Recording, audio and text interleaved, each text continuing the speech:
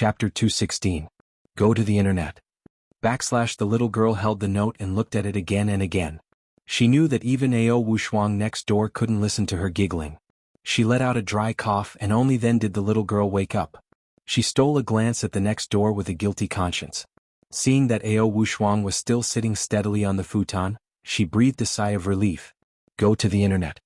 Please visit this site. Suchan walked to the table, picked up the pen and wanted to reply, but saw that the paper crane was lying on the table, motionless. The little girl pushed it with her finger. With a push, the paper crane tilted and fell to the side. It was like a lifeless paper, no longer having the spirituality it had just now. Suchan was shocked. She fiddled with the paper crane with her finger again, tilting it from one side to the other. She said nervously, "Hey, why are you pretending to be dead?" But no matter how hard she fiddled with it, the paper crane did not respond at all. Suchan muttered to herself in disappointment, "No way. What's going on?" She was full of doubts when Ao Wushuang, who was outside the room, snorted coldly and said, "The power of the paper crane is limited." "It has no power, idiot." Suchan was shocked and subconsciously hid the paper crane and the note. But after a while she realized that her little trick had not been hidden from Ao Wushuang at all. The little girl stuck out her bright red tongue. She gently opened the door, stuck her head out and said weakly, "Master, you know everything?" Ao Wushuang didn't even raise her eyelids. She snorted coldly and said, "How can you hide it from me?" Suchan had been taught a lot by Ao Wushuang, so she was obviously thick-skinned. She giggled shamelessly and said, "Master, why didn't you stop me?" Ao Wushuang snorted and said, "Is it useful? You are in Chao's camp, but your heart is in another's." Suchan ran out of the room, pulled Ao Wushuang's arm, and said coquettishly, "Master, let me go back." Ao Wushuang opened her eyes and shouted coldly, "No, the heavenly tribulation is coming soon. Are you going to die?" Suchan pouted. "When will the heavenly tribulation come? I've been anxiously waiting for you every day." Ao Wushuang said coldly, "Soon, it won't take long. Don't worry." Suchan rolled her eyes and smiled again. "Master, you will help him, won't you?" Ao Wushuang snorted. Her face was cold and she did not say anything. To watch the net. 7 Suchan shook Ao Wushuang's arm with all her might and said in a sweet voice, Mas father." At first Ao Wushuang could still keep a straight face, but after a while she couldn't help it anymore. The corners of her mouth curled up, revealing a smile that was both angry and funny. She pretended to be angry and glared at Suchan. "It said that girls are extroverted. I think it's not wrong at all. I've raised you for more than 10 years, but I've never seen you treat me like this. You've been out for more than 10 days and you're already dead set on a man. You're actually thinking about everything for him." Suchan giggled and said, "Master, do you agree?" Ao Wushuang was both angry and amused at the same time. "Do you know how difficult and dangerous it is to help others cross the heavenly tribulation? You don't want me when you have a man. You are the most heartless person in the world." Suchan buried her head in Ao Wushuang's arms. She raised her head and said to Ao Wushuang with a smile, "Master, you are the best to me. You won't leave me in the lurch, will you?" Ao Wushuang poked Suchan's forehead with her finger and said, You're so angry. I really don't know what kind of good fortune he had in his previous life to find such a good Taoist companion like you." Suchan shook her head and retorted, "No, it's my good fortune from my previous life that I found such a good Taoist companion for me." After that, she jumped out of Ao Wushuang's arms and knelt on the futon. She put her palms together and said with a smile, "Buddha said that if you break a wooden fish in your previous life, you can cultivate a fate in your next life. I think I must have smashed 100 wooden fish before I met a good person like Yundong." Ao Wushuang snorted and said, "You'd better not change your mind. Otherwise humph." Suchan jumped up and retorted loudly, "No, Yundong will not change his mind. I believe in him." Ao Wushuang looked at Suchan lovingly and pitifully. She seemed to have thought of something and sighed slightly. She said in a low voice, "I thought the same way back then. Suchan, don't follow my old path." Suchan heard Ao Wushuang whisper something, but she couldn't hear it clearly, so she asked, "Master, what did you just say?" Ao Wushuang sighed and shook her head. "Nothing, I will help him, but wait until the heavenly tribulation is coming."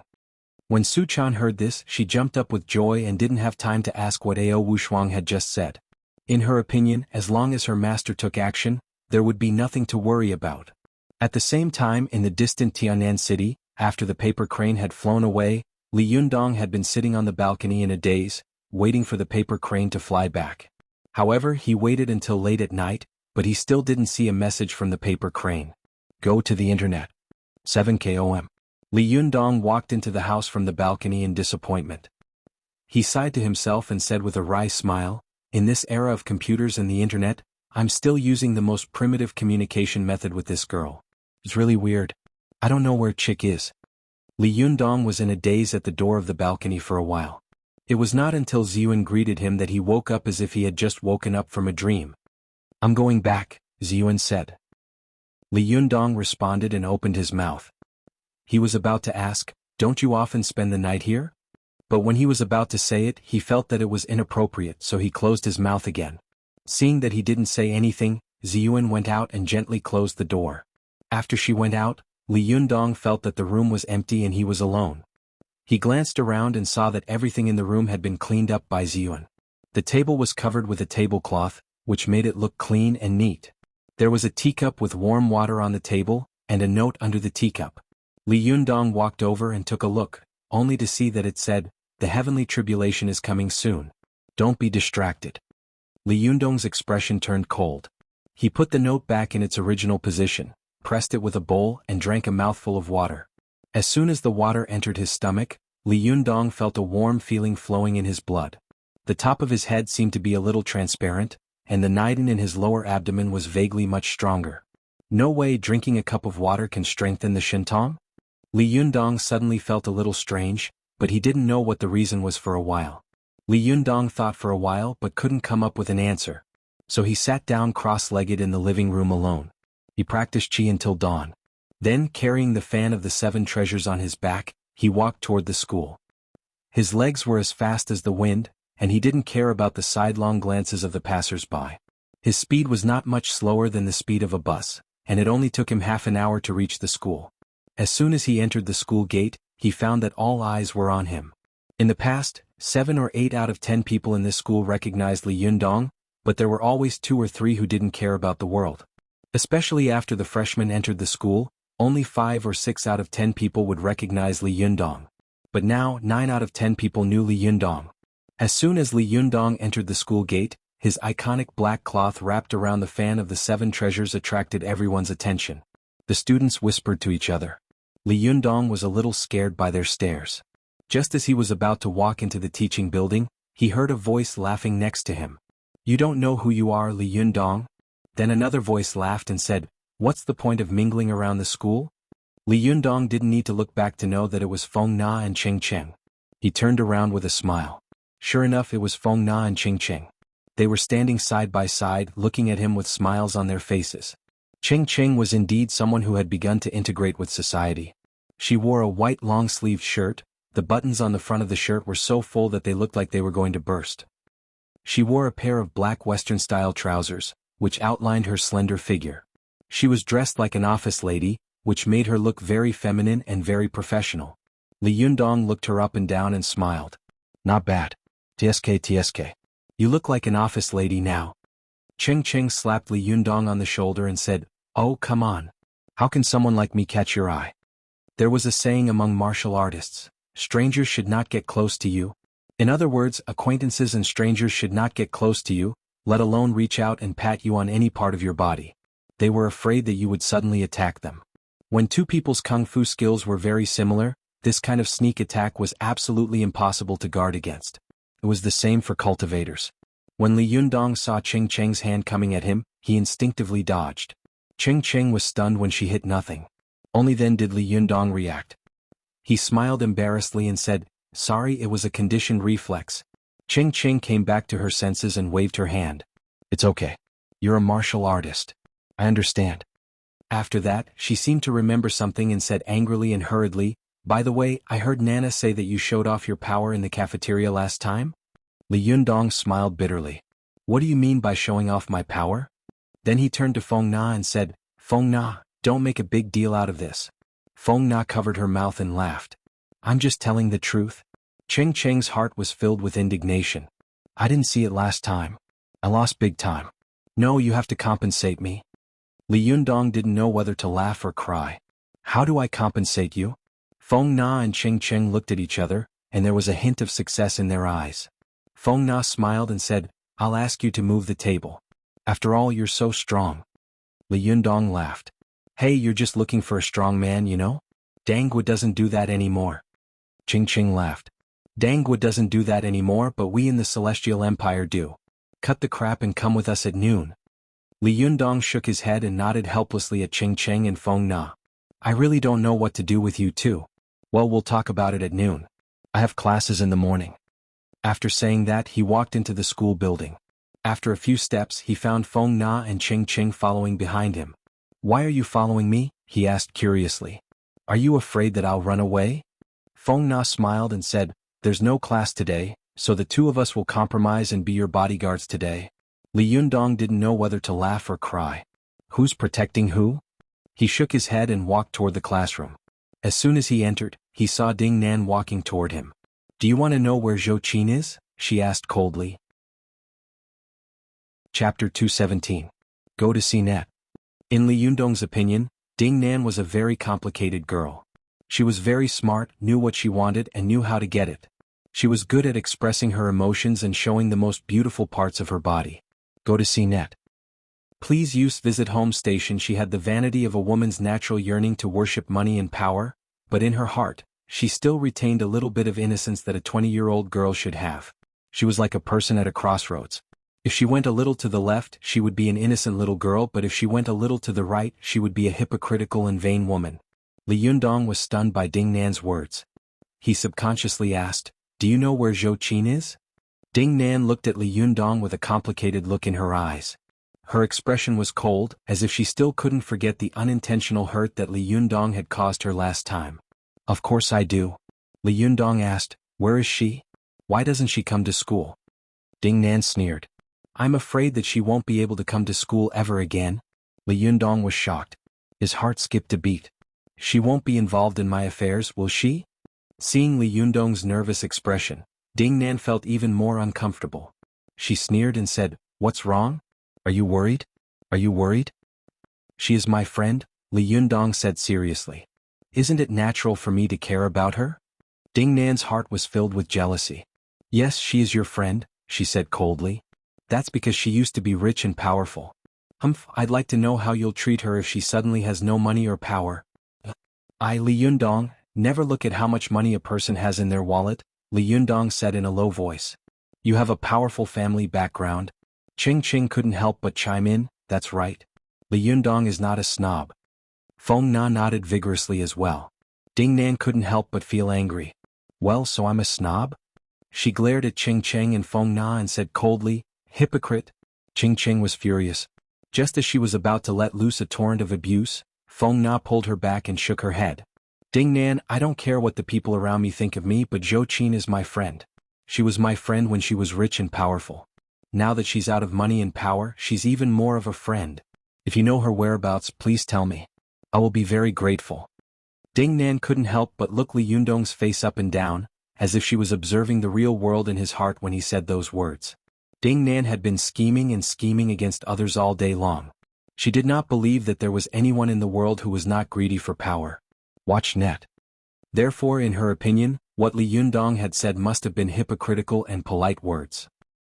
Although Ding Nan was good at observing people's expressions, she couldn't see the slightest bit of hypocrisy in his eyes and face. She couldn't help but feel a little shaken. Could it be that he really doesn't care about these things? How could this be? How could there be such a person in this world? Ding Nan sneered. I'll give you 1 day. Think about it carefully. I'll tell you where she is in a day. Then she turned around and walked to the back of her seat. She sat down and looked at Li Yundong coldly. She sneered in her heart. I want to see what kind of expression and reaction you'll have when you see her. When she was in power, everyone was trying to get close to her. Now that she's out of power, everyone is avoiding her. I want to see what kind of choice you'll make in a day. Hey, what's wrong with her? Li Yundong's heart skipped a beat. He wanted to chase after Ding Nan and ask her about it, but Ding Nan ignored him and sat back in her seat. Li Yundong had no choice but to walk to the back of the classroom and sit down. Feng Na and Ching Ching looked at each other and sat down as well. Li Yundong thought for a while in the back of the classroom and said, No, I have to ask her. Li Yundong, it's not like you haven't dealt with Ding Nan before, Feng Na said. She won't let go once she's set on something. You won't be able to ask her. She'll tell you in 2 days. Don't worry. Ching Ching was stunned by Ding Nan's words before. She sneered and said, who knows if she's bluffing and deliberately stirring up trouble to attract your attention? She's been at odds with Zhou Qin for a long time. How could she possibly know where Zhou Qin is? Li Yundong shook his head. No. Ding Nan has been with Zhou Qin for a long time. She has accumulated a lot of connections and resources. She must have her own information sources and channels. If Zhou Qin is not around, she is the most well-informed person in this school. Even so, there's no need to be anxious. The more anxious you are, the happier she will be and the less she'll tell you, Feng Na said. Ching Ching quickly fanned the flames and said, that's right, that's right. Li Yundong thought for a moment and let out a long sigh. That's all we can do. I hope Zhou Qin is fine. Although he said so, his brows were tightly furrowed. He felt as if there was a stone wall in his chest, which made him very uncomfortable. Feng Na saw the worry on his face, so she smiled and changed the topic. By the way, Ching Ching, how's your work going? She said, winking at her. Ching Ching was a little confused at first. Didn't I tell you about work a long time ago? Why are you asking again? She thought. But when she saw Feng Na winking at her, she immediately understood. She pretended to be indignant and said, don't mention it. I'm so angry. Li Yundong's attention was indeed attracted. He asked in confusion, what's wrong? Ching Ching said angrily, that perverted father of mine only knows how to stare at my chest all day long. Yesterday he touched my leg and said that he wanted to talk to me about work tonight. Go to Kanban. / what work do I have to talk to him about? He's just trying to take advantage of me, isn't he? Li Yundong was angry when he heard this. He frowned and said, you didn't beat him up? Ching Ching covered her mouth and laughed. Do you think I'm as good as you? If I had even 10% of your skills, he wouldn't be a man for the rest of his life. Besides, what could I do to him? He's the boss, so I couldn't sue him. I could only resign and say goodbye to him. Li Yundong sighed. It's so hard to find a good job these days. Ching Ching laughed. Li Yundong, you can open your own company in the future. We'll follow you. As she said this, Feng Na nodded like a chick pecking at rice. That's right. You don't have the heart to let those perverted bosses bully us, do you? Li Yundong couldn't help but laugh.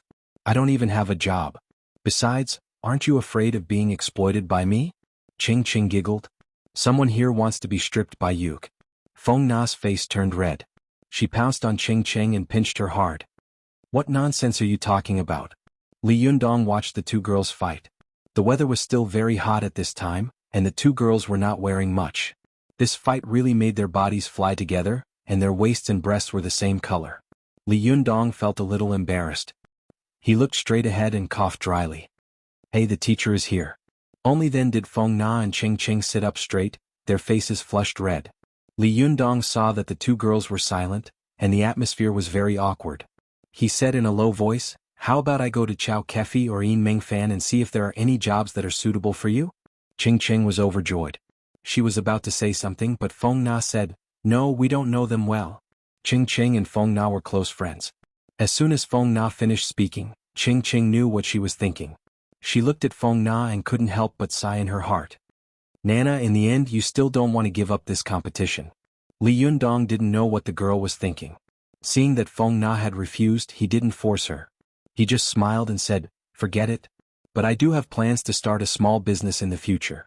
If I need help, I'll come to you. Feng Na and Ching Ching were overjoyed. Really? They asked in unison. Li Yundong wanted to tease them. No, he said with a straight face. Feng Na and Ching Ching's faces immediately fell. They said in unison. When the class was over and they finished eating, Li Yundong was dragged by Feng Na and Ching Ching to move the tables. When he arrived at the small auditorium, Li Yundong found that there were already a lot of people sitting inside.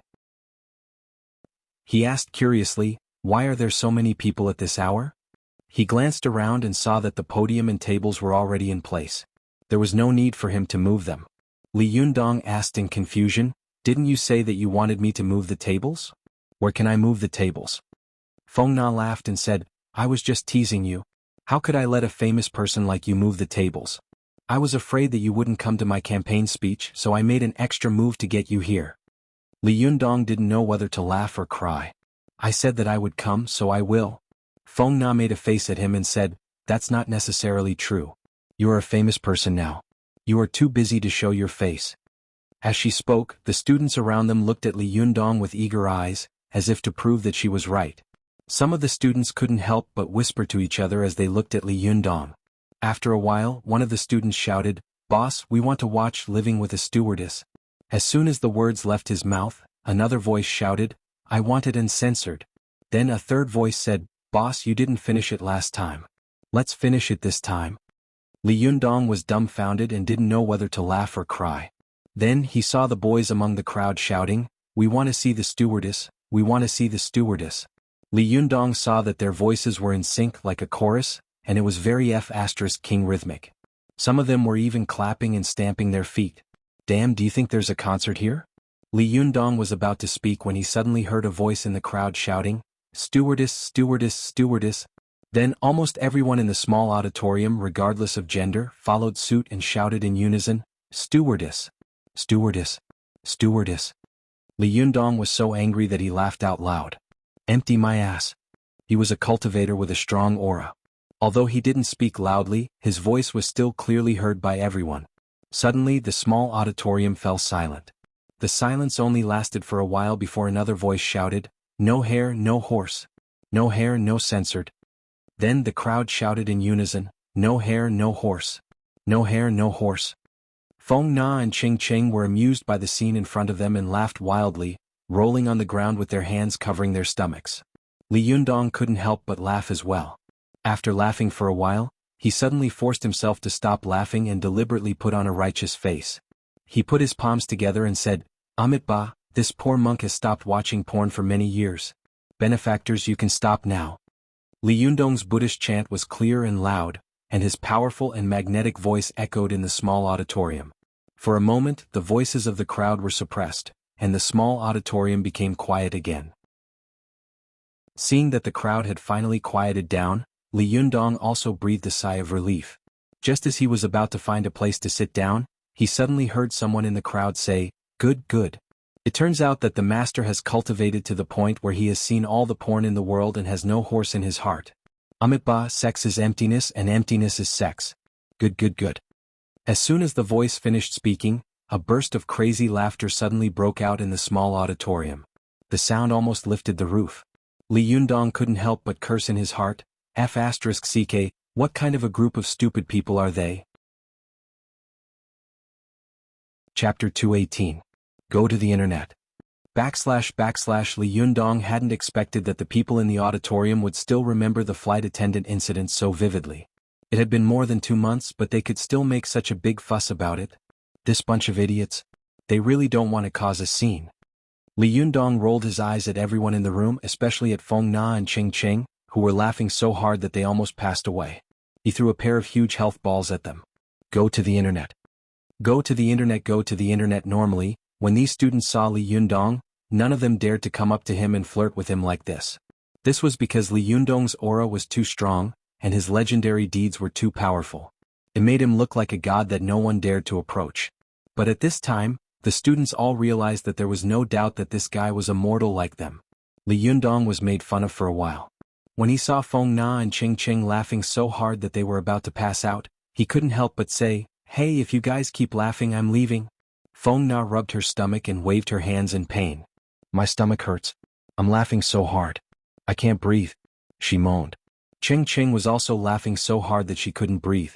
Her stomach hurt so much that she could only gasp and grimace. Li Yundong shook his head and reached out to stroke Feng Na's back. Feng Na suddenly felt warm all over, as if a warm current was flowing into her back, smoothing out her breathing and stopping her laughter. Ching Ching saw that Feng Na was obviously getting better. She grabbed Li Yundong's arm and pointed at herself. Although she was smiling, there was pain in her eyes and she couldn't say anything. Li Yundong followed her example and stroked her back. Immediately, she felt her breath come back to her body. Feng Na and Ching Ching finally caught their breath. They touched their chests in shock and looked at each other. Suddenly they felt like laughing again. Li Yundong quickly threatened, "Hey, if you guys keep laughing, I'm really leaving. I don't care if you guys die of laughter."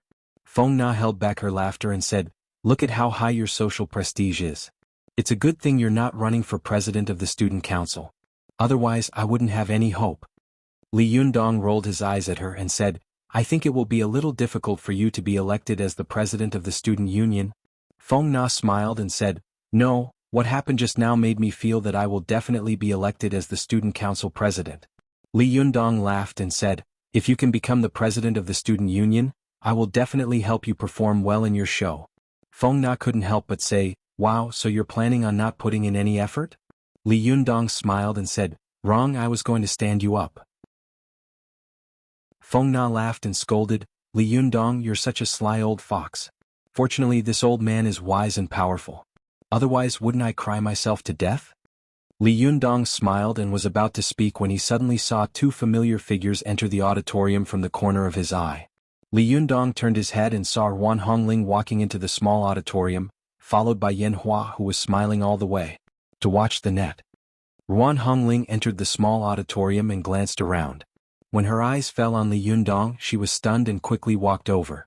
Ruan Hongling glanced at Feng Na and Cheng Cheng, who were beside Li Yundong, with a trace of hostility in her eyes. She lowered her voice and said, "What are you doing here?" Although Li Yundong had a lot of conflicts with this girl, it was not good to fall out with her here. He asked back, "What are you doing here again?" Ruan Hongling was slightly angry and said, "The heavenly tribulation is coming. Why aren't you concentrating on cultivation? What are you doing here? Don't you know how much Sister Ziyuan has done for you?" Li Yundong didn't like others to meddle in his personal affairs. He was secretly unhappy and said, "Haven't you heard of the way of civil and martial arts?" Ruan Hongling said angrily, "You?" When Yan Hua saw Ruan Hongling and Li Yundong arguing, his heart skipped a beat. He felt that the opportunity to flatter had come, so he immediately leaned over and said to Li Yundong with a cold snort, "Are you also here to run for the president of the student union?" Li Yundong glanced at Yan Hua and didn't answer him. Instead, he turned to Feng Na and said with a smile, "You have a competitor." Feng Na was still very ladylike in front of outsiders. She smiled and said politely to Yan Hua, "Are you also participating in the election for the president of the student union?" Seeing that Feng Na was speaking to him politely, Yan Hua also turned around politely and said, "Yes, you are senior sister Feng Na, right? Please give me some advice when the time comes." Feng Na saw that although he was polite, there was still a sense of superiority in his bones. She felt a little uncomfortable in her heart, but still smiled and said, "You're flattering me. The back of the Yangtze River pushes on the front, and the front dies on the beach. Junior brother, just don't make me die too ugly later." Yan Hua chuckled. Although his smile was reserved, he couldn't hide his self-admiration. He glanced at Li Yundong and couldn't help but say sarcastically, "It seems that some people still have self-awareness and didn't participate in the election for the president of the student union. Otherwise, I would have let him know what it means to be the president of the student union." Before Li Yundong had time to get angry, Ruan Hongling, who was beside him, laughed out loud. Ruan Hongling thought to herself, "You are the one who really doesn't know the difference between heaven and earth." Although Li Yundong is annoying, he is now a rising star of cultivation with small Shintong. "Who do you think you are, barking here all day long?" However, she couldn't say these words out loud, so she could only sneer. Seeing her sneer, Yan Hua thought that Ruan Hongling agreed with his words, so he became more and more proud. He said to Feng Na arrogantly, "Senior sister, how is your preparation for the election speech?" Feng Na smiled and said, "I didn't prepare much. I guess you are well prepared?" Yan Hua pretended to be modest and said, "It's just so." As he spoke, he looked around and couldn't wait to jump on the stage immediately and show off his skills. After a while, the small auditorium became more and more crowded. Gradually, it was overcrowded. In the end, the teachers and school leaders entered and sat in the front row. Although this kind of student union election was voted on by the students, the final school committee had a veto vote, although the school committee almost never used this veto vote in order to respect the rights of the students. Go to the internet.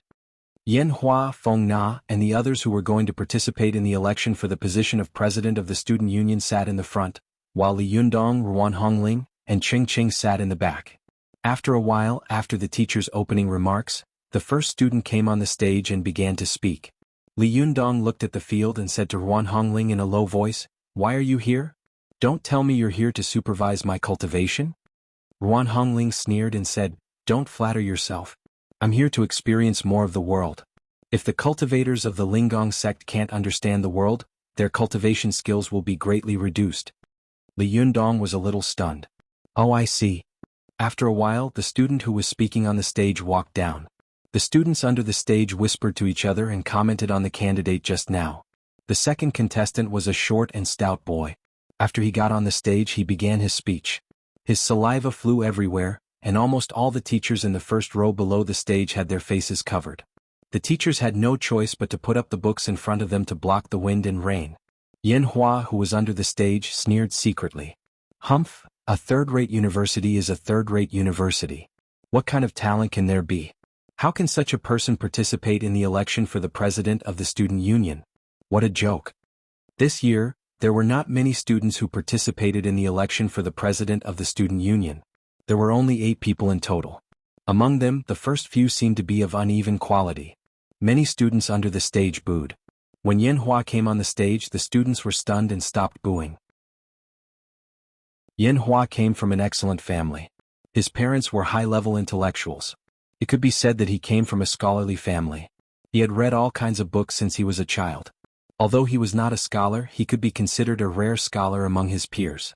As soon as Yin Hua came on the stage, the pride and confidence that came from his bones stunned the students under the stage. He looked around the stage, and wherever he looked, the whispers stopped. The students were shocked by his momentum and stared at him intently. They wanted to see what kind of election speech this imposing boy would give later. Even the teacher under the stage nodded secretly. Finally, there's a decent candidate. After Yin Hua calmed the crowd, he began his speech. Li Yundong listened carefully under the stage. Although he didn't like this boy very much, to be fair, Yin Hua was indeed eloquent. His speech was confident and full of passion, very much like the style of a Western speaker. It was a completely unscripted speech, but there was no pause between the words. Moreover, it was orderly and reasonable. There were also some profound special nouns and English in the middle, which greatly shocked the students under the stage. After Yin Hua finished his 10-minute speech, the audience was silent. Almost all the students were looking at Yin Hua, and in their minds they were secretly shocked. Although this person looks cocky, he does have some ability. The top scorer is really not for show. Clap, clap, clap. A teacher took the lead and began to clap, followed by a second and a third person. Even Li Yundong couldn't help but clap and nod secretly. Cheng Cheng couldn't help but say angrily, "No way, you actually defected to the enemy? Have you forgotten how this guy mocked you?" Li Yundong chuckled and said, "I don't know what kind of person he is, but his speech was really good. He deserves my applause." Cheng Cheng was angry with Li Yundong. She rolled her eyes and said, "Okay, you're a big man. I think Nana's election will be difficult later. Damn it, I feel uncomfortable when I think about this guy being the president of the student union. Hey, can you stand him being the president of the student union? You're so cocky now. Won't you be cocky when the time comes?" Li Yundong smiled slightly. "What does it have to do with me, who is the president of the student union? Of course, I personally support Feng Na being the president." Cheng Cheng said angrily, "Are you an idiot? If you let him be the president of the student union, will you still have a good life? Won't he make things difficult for you all day long?" Li Yundong smiled noncommittally, but in his heart he was very disapproving. "Are you kidding me? I'm a cultivator. Why would I be afraid of a president of the student union? Isn't this just a joke?" Just as he was secretly snorting, Feng Na had already walked onto the stage. She was wearing a light yellow dress with a light blue belt around her waist. Her long hair was draped over her shoulders. She looked simple and elegant. After Feng Na went on stage, her beautiful eyes sparkled. She glanced around the field with a charming smile, and the whispers under the stage slowly faded away. Yin Hua looked at Feng Na with his arms crossed in front of his chest. In his heart he was proud of a winner. He didn't think that the other party could surpass him. At the same time he was a little curious. I wonder what kind of election speech this senior sister will give. Chapter 219. Go to WatchNet. Feng Na adjusted the position of the microphone and said with a smile, "When I was chatting with Junior Yin Hua in the audience just now, I said that the new waves of the Yangtze River drive the old waves, and the old waves die on the beach. I hope he won't let me die too ugly. Go to WatchNet. 7 KOM. Now he really didn't show any mercy and let me die an ugly death." Before she could finish her words, a burst of good-natured laughter came from the audience. Feng Na smiled and said, "Since there is a beautiful jade in front of me, I think I don't need to take out the bricks I prepared. My campaign speech is very simple, just a few words." After she finished speaking, the students in the audience became curious. Feng Na's unconventional way of doing things made Yin Hua curious and vigilant. He muttered, "What tricks is she going to play?"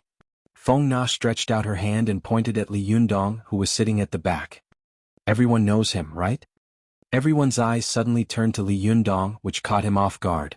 He was stunned. Holy sh*t, why did this girl mention me? Some nosy students in the small auditorium shouted, of course I know him. Some of the teachers in the audience couldn't help frowning when they saw Li Yundong. Yanhua was even more confused. He had no idea what Feng Na's move, which was like a flying immortal from outer space, meant. Feng Na pursed her lips and smiled. Does everyone remember Li Yundong's wonderful performance at the exchange party last semester? Many students in the audience suddenly became excited. Yes, of course. Some freshmen who hadn't seen Li Yundong's performance also asked the people around them curiously. Feng Na smiled and said, at that time, I begged Li Yundong for a long time before he reluctantly agreed to participate in the performance. I invited him to participate in a very good program at this year's welcome party, but he said that he would only participate in the performance if I won the position of the president of the student union. When Feng Na said this, both the teachers and the students in the small auditorium were shocked. They had never seen such a campaign speech before. Li Yundong was even more shocked. Holy sh*t, that's too shameless. She actually used me as a shield. The teachers were also stunned. It can't be. Are the students nowadays so utilitarian? Yanhua protested angrily, what kind of speech is this? It's too shameless. She took a deep breath and said, I'm in my 4th year at Tiannan University. So, if you want to see Li Yundong's wonderful performance, please vote for me to be the president of the student council. Please. With that, she bent down, bowed, and left the stage. The audience was in an uproar. The students burst out laughing. They admired Feng Na's earth-shattering approach, but what shocked them the most was that Feng Na had actually put the agreement between her and Li Yundong on the table, and then seduced the students into making their own choices. This was simply too shameless. But I like it. The students laughed heartily. Some of them even waved their arms and shouted, Boss, we support you. You have to perform well at the party. Some of the students who were eager to see the world in chaos started chanting Li Yundong's name rhythmically. Li Yundong act. Li Yundong act. As Feng Na walked down the stage, some students chased after her curiously and asked, Hey senior sister, what will Li Yundong be doing? Tell me. Feng Na pursed her lips into a smile and said deliberately, You want to know? Vote for me. The surrounding students laughed and scolded, That's too shameless. The teachers looked at Feng Na dumbfoundedly and shook their heads. Yanhua even stomped his feet and scolded, This is cheating. This is bribery. She must be disqualified. But as soon as his voice came out, it was drowned out by the noise of the small auditorium. No one could hear what he was saying. When Feng Na returned to Li Yundong and Cheng Cheng was already laughing so hard that she couldn't stand up straight. She laughed and said, Nana, you are too strong and shameless. I admire you so much. You actually thought of such a powerful move. I worship you. After saying that, Cheng made a gesture of prostrating herself on the ground. Go to CNET. Feng Na proudly made a victory sign with her hand and said, If I go into action, I can do it alone. Li Yundong looked at Feng Na with a straight face and said very solemnly, Feng Na, I swear to God that you are absolutely the most shameless person in the world, the most shocking and the most shameless person in all of history. Feng Na's face darkened. Feng Na laughed with her hands on her hips and said proudly, Thank you for the compliment. Li Yundong rolled his eyes at her and said, Compliment my ass. Your trick won't succeed. See how I'll make your plot fail. With that, he turned around and said loudly, Students, quiet down. As soon as Li Yundong spoke, the students in the small auditorium quieted down and looked at him in unison, wanting to hear what he had to say. Li Yundong coughed and said, Senior sister Feng Na was just joking with you. Don't take it seriously. After he said that, the small auditorium fell silent for a moment, but soon a student shook his arm and shouted, Boss, we will support you. Then, the students in the small auditorium raised their arms one after another and shouted, We will support you. Li Yundong laughed and said to Feng Na proudly, You see, the eyes of the masses are as clear as snow. Feng Na smiled and didn't say anything. After a while, the students began to vote actively. Some of them whispered to each other and looked at Li Yundong one after another. Go to see. About 10 minutes later, the students finished voting. A teacher and several students from the student union went on the stage and began to announce the votes. The first vote was for Yanhua. Yanhua's face suddenly lit up. He turned his face and looked at Feng Na provocatively, then at Li Yundong with hatred. But then the second vote was for Feng Na. Li Yundong couldn't help laughing and scolding, "Damn, there's really someone who would choose you like this?" Feng Na was still smiling and didn't say anything. Not long after, the third, fourth, fifth and finally they all voted for Feng Na. Li Yundong was stunned. After the voting was over, he saw 2 rows of shocking words written on the blackboard hanging on the stage of the small auditorium. Yanhua 1 vote. Feng Na, 499 votes. The others didn't get a single vote, not even their names. Damn it. Li Yundong couldn't help standing up and widening his eyes. What's going on?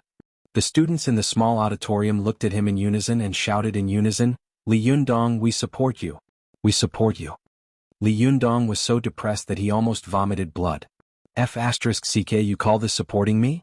You guys are obviously trying to make a scene, okay? Ching Ching and Feng Na laughed. Ching Ching smiled at Feng Na and said, "Nana, you did it. You also promoted your new program at the party and locked in Li Yundong, the best foreign aide. You killed 3 birds with 1 stone. It's amazing. I admire you so much. You are a genius." Feng Na proudly raised a victory sign and said, "Of course." Yin Hua, who was at the front, rushed to the teacher angrily, waved his arms and shouted, "This election is unfair. It can't be counted. I protest, I protest." Seeing that Yin Hua was so emotional, the leading teacher comforted him, "Yin Hua, pay attention to your emotions. Don't get agitated. The school committee will discuss this matter." Yin Hua glared at Feng Na angrily. In his heart he really despised Feng Na's methods. Li Yundong, who was in the middle of his flirtation, saw the teachers of the school committee huddled together and whispered to each other. Suddenly he smiled and said, "By the way, the school committee has a veto vote. Feng Na, I'm afraid your wishful thinking is not going to work." Feng Na smiled and said, "Really? Do you want to make another bet?" Li Yundong saw that she was full of confidence and couldn't help but wonder, will the school committee really agree? Isn't this ridiculous? This will probably be the most ridiculous election in the history of Tiannan University's student union. If word gets out, it will become a joke. While he was thinking, he suddenly saw Yen Hua walk over and say to Feng Na in a stern voice, "You won't succeed with this kind of dirty trick." Before Feng Na could say anything, Ching Ching yelled, "Black cat, white cat, good cat if it can catch mice." Feng Na smiled and said to Yen Hua, "The teachers of the school committee will decide the result of this election." Yen Hua sneered. "Of course. I don't believe that the teachers will be as crazy as the students." As soon as his voice fell, Vice President Feng walked up to the stage, picked up the microphone and said, "Dear students, after a discussion by the school committee, in order to show respect for the students' right to vote, the school committee has decided to approve Feng Na as the president of the student union. The result of the election will take effect immediately."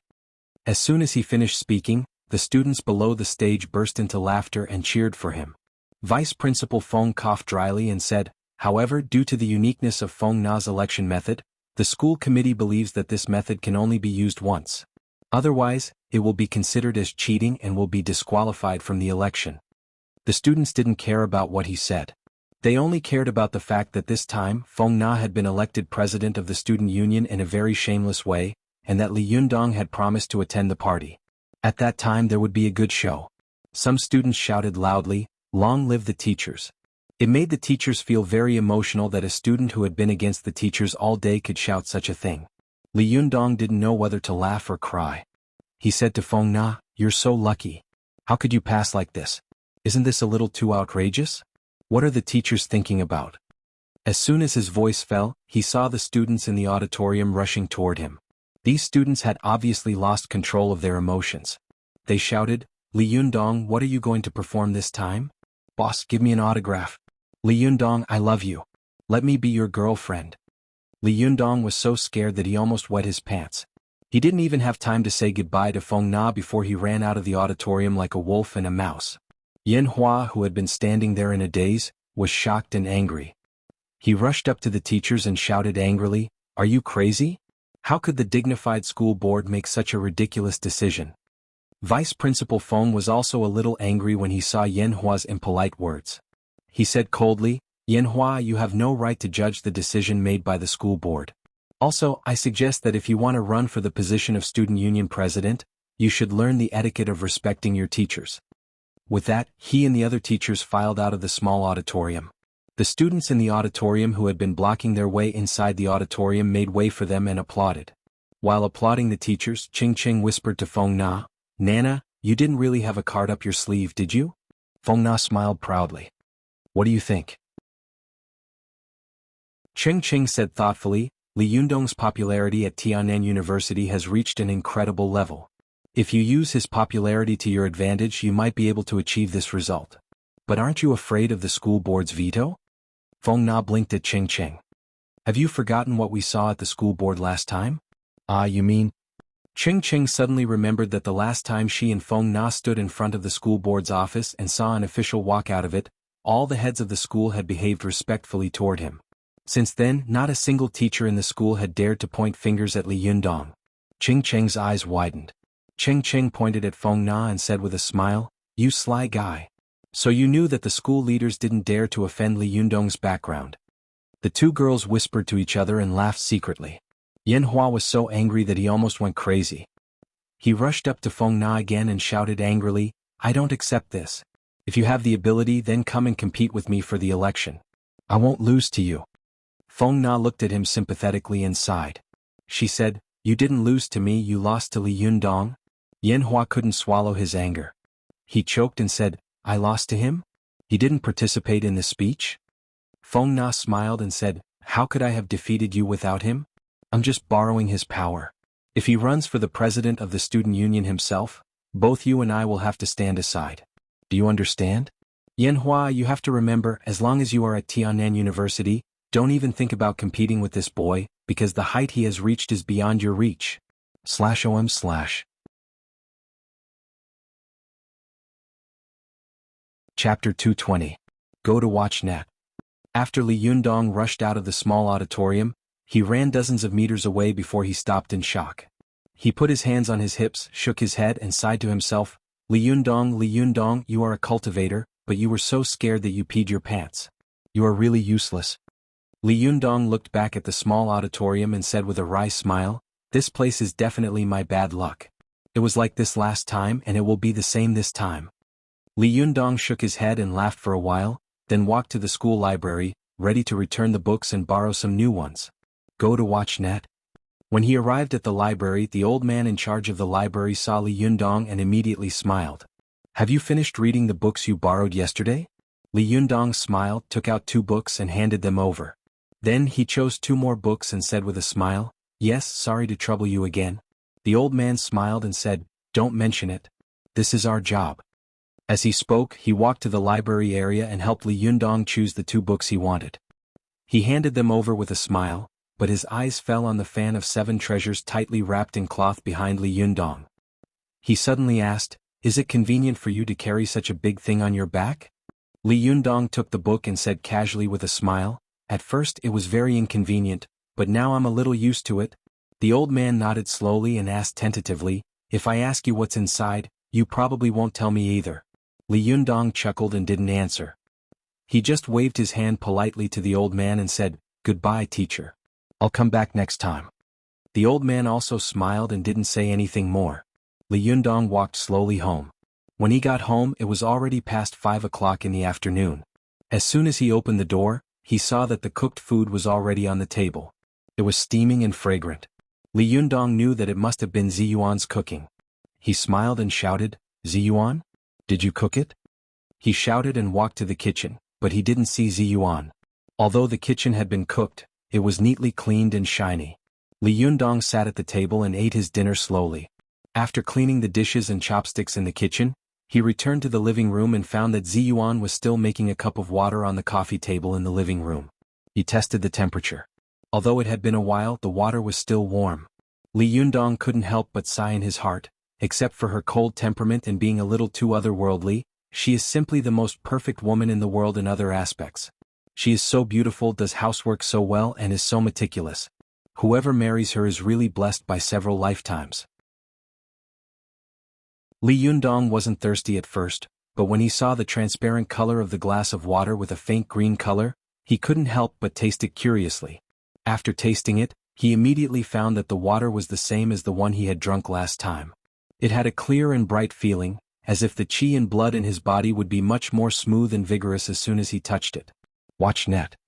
Color asterisk caret asterisk literature underscore learning percent super hashtag speed. Update. There's a mystery. Li Yundong looked at the glass of water curiously.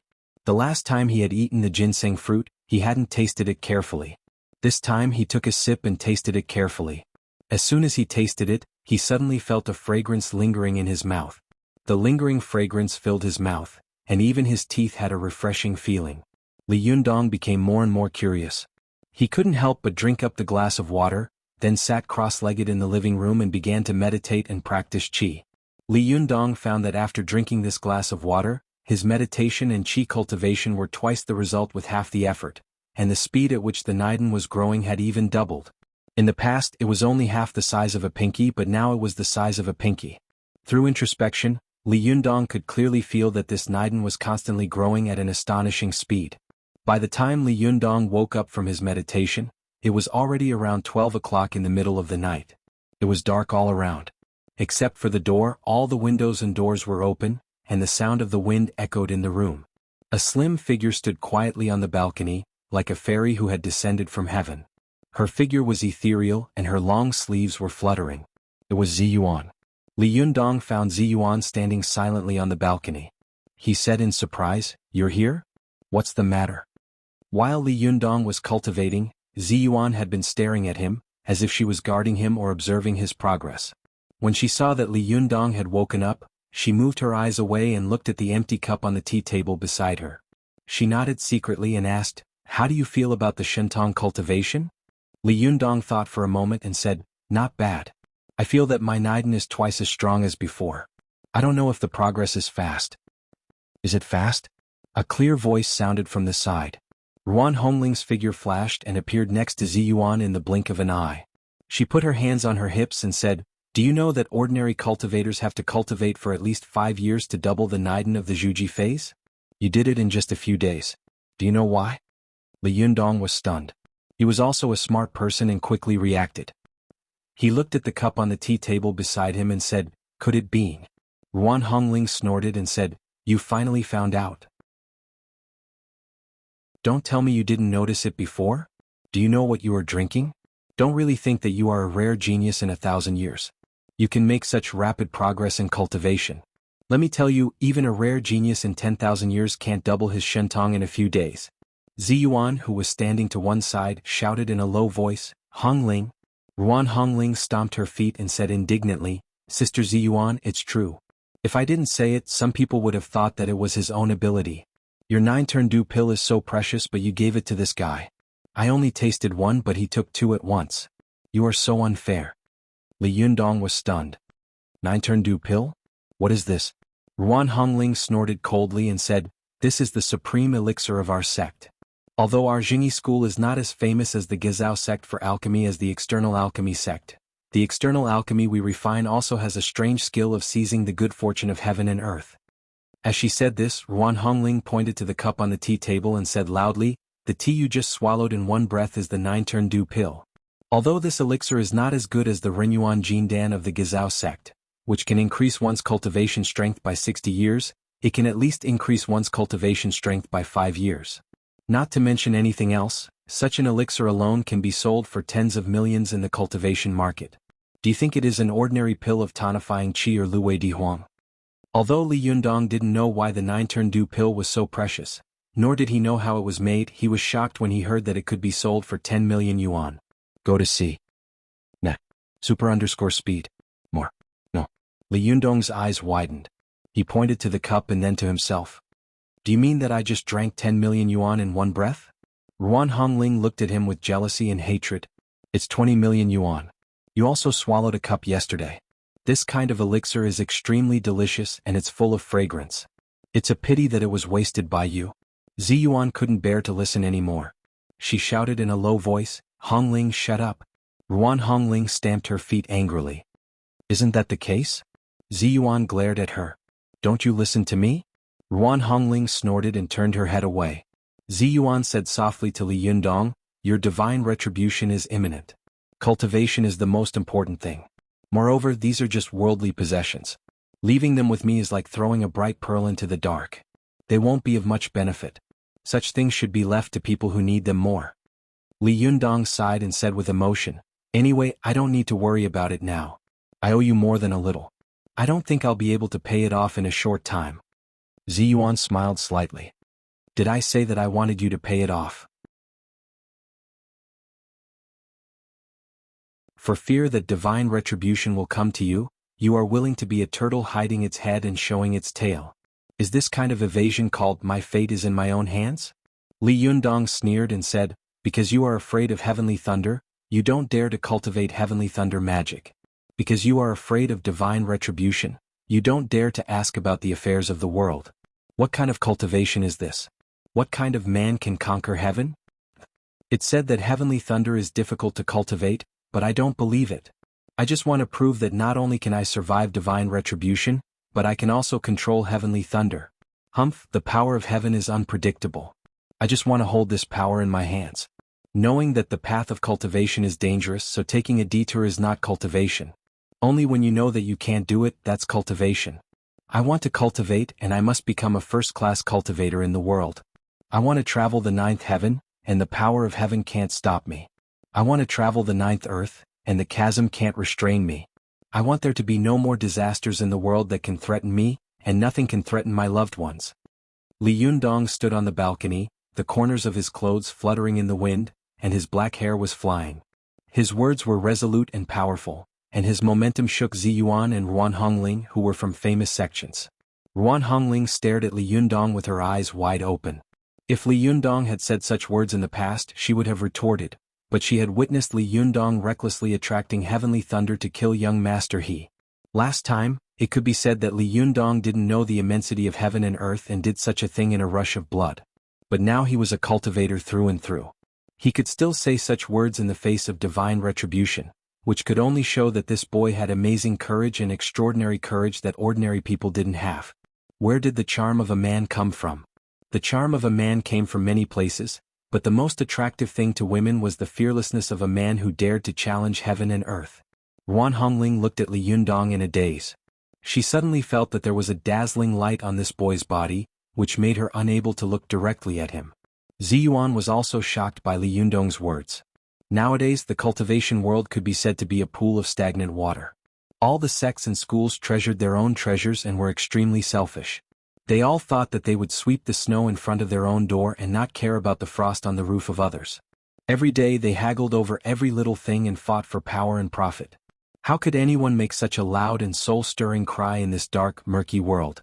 Ziyuan took a deep breath. After all, she had a profound cultivation base, so she quickly recovered from the shock. She said, "Well, I'll teach you how to fly by qi first." Li Yundong asked in confusion, "Why do I have to learn how to fly by qi before practicing the magic of heavenly thunder? Do the two have anything to do with each other?" Ziyuan smiled slightly. "If you don't learn how to fly, how can you understand one of the three great horrors of cultivation, the great horror between heaven and earth? If you don't understand the great horror between heaven and earth, how can you understand heavenly thunder, learn it, and master it? /om/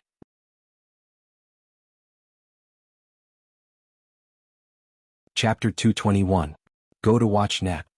After Ziyuan finished speaking, Li Yundong immediately nodded and said, "Well, how can I learn to fly by qi?" Ziyuan was not in a hurry to speak. She turned her head and whispered to Ruan Hongling, "You go back first. I'll teach him how to fly by qi." Ruan Hongling nodded. Surprisingly, she was not in a bad mood.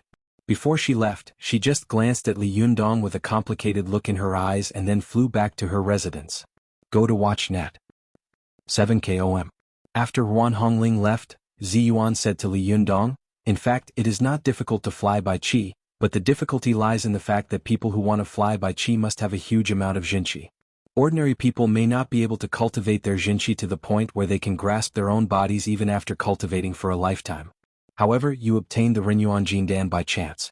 You have a huge amount of Jindan's primordial qi and you are in the Zhuji phase, so the jinqi in your body is especially pure and vigorous. You don't have to worry about this." Li Yundong asked, "What exactly should I do?" Ziyuan said, "Sit down on the futon first. I'll tell you later." Li Yundong sat down cross-legged and asked, "Then what?" Ziyuan said, "Run your qi as usual, but be careful not to meditate. You have to maintain your divine sense and consciously control the Jinqi in your body to release it to your lower body.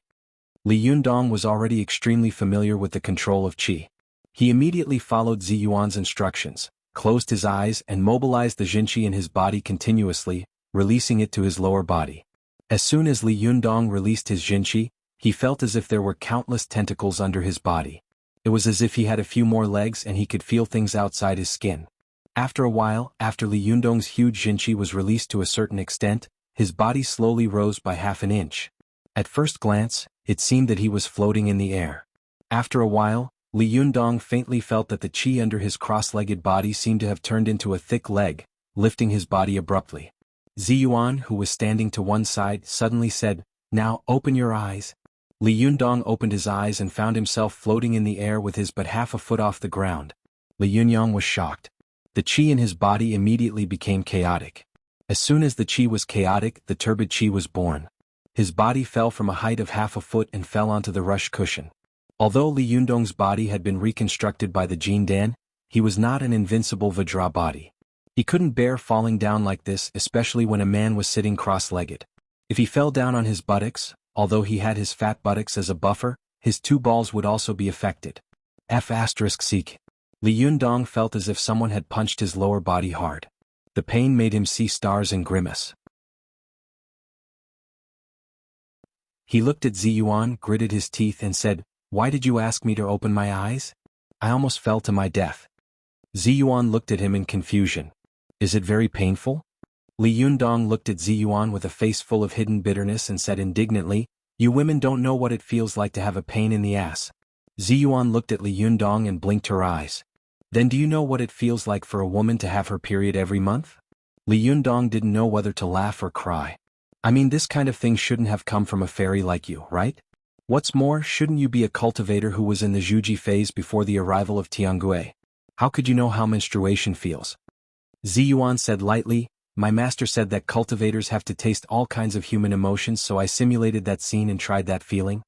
Li Yundong looked at Ziyuan with his mouth agape and tongue tied. In his mind, the scene of Ziyuan, a fairy-like woman, changing a sanitary pad in the bathroom appeared. That scene was really disgusting, too disgusting. Li Yundong gave her a thumbs up and said to Ziyuan, "Very good, you're awesome, you're invincible. I'm convinced. Let's not talk about this. What should I do next?" At the beginning, Ziyuan felt that it was a little inappropriate to say this, but words that had been said were like water that had been poured out. How could she take them back? Although her face was slightly hot because of Li Yundong's words, fortunately, she had a strong ability to control it. She just said lightly, "You have to slowly learn to open your eyes and control your breath. Only when one's aura was stable could one's true essence be stable. Once one's true essence was stable, one would be able to grasp balance in midair and then use the power of true essence to catch oneself." Watch net. 7ko-/Li Yunyang nodded. First, he closed his eyes and began to control his qi. Then he released his Jinqi and slowly lifted himself up. After reaching a certain level, she said, "Now open your eyes." This time, Li Yundong opened his eyes and was mentally prepared. At first, his body only swayed slightly, but he soon stabilized.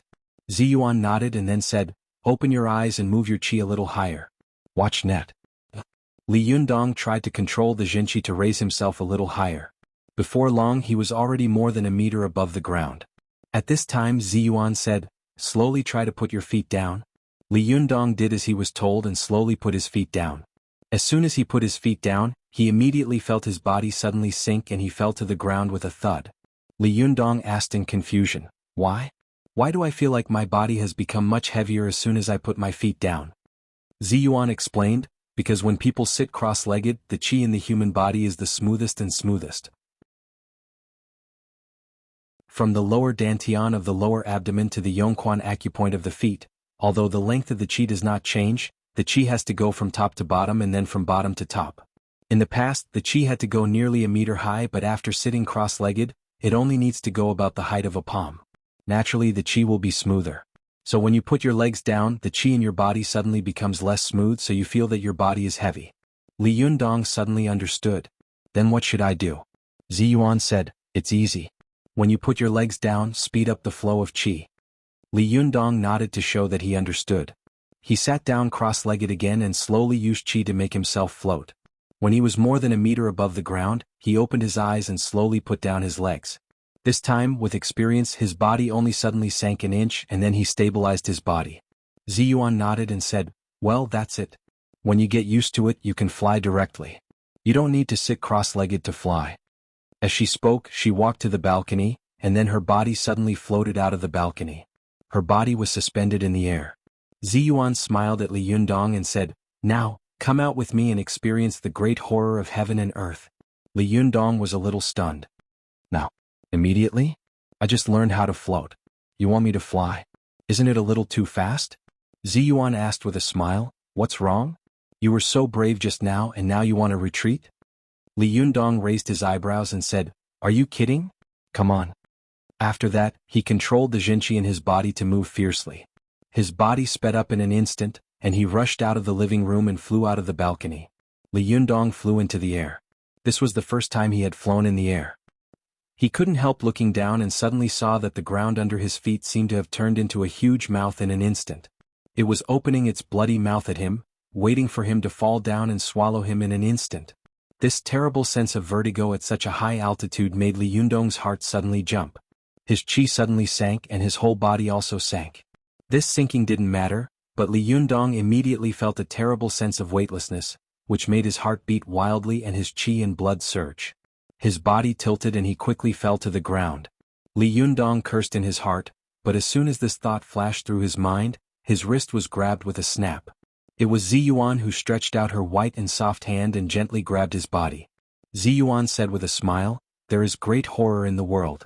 Only by defeating this kind of horror can you keep your qi stable and smooth in any state. Only when your qi is 100% stable can you attract heavenly thunder. In this way, when heavenly thunder falls, it can hit your target more accurately." Although Ziyuan didn't directly laugh at Li Yundong felt that her smile seemed to be mocking him for talking big just now. He was a proud person, so he immediately thought to himself, "If she can do it, why can't I?" After thinking about it, Li Yundong took a deep breath and guarded his soul tightly. His mind was blank. After he stabilized his body, he said to Ziyuan, "Okay, let go." Ziyuan let go of his hand and sure enough, she saw Li Yundong floating steadily in the air. Fortunately, the colors of the clothes they were wearing were not conspicuous and it was late at night.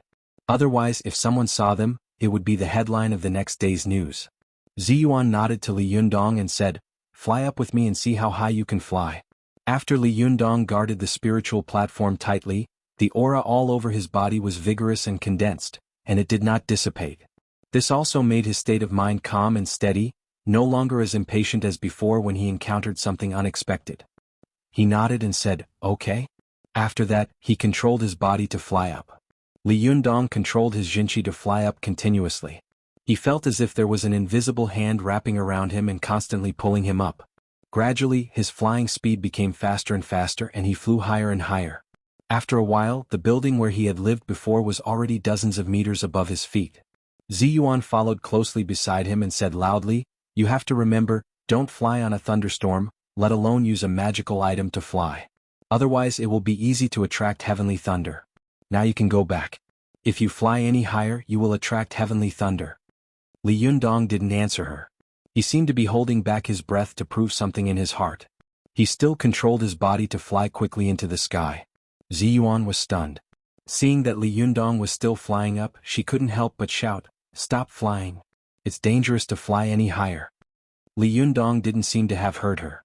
He wanted to challenge his limits and he also wanted to experience the great horror between heaven and earth.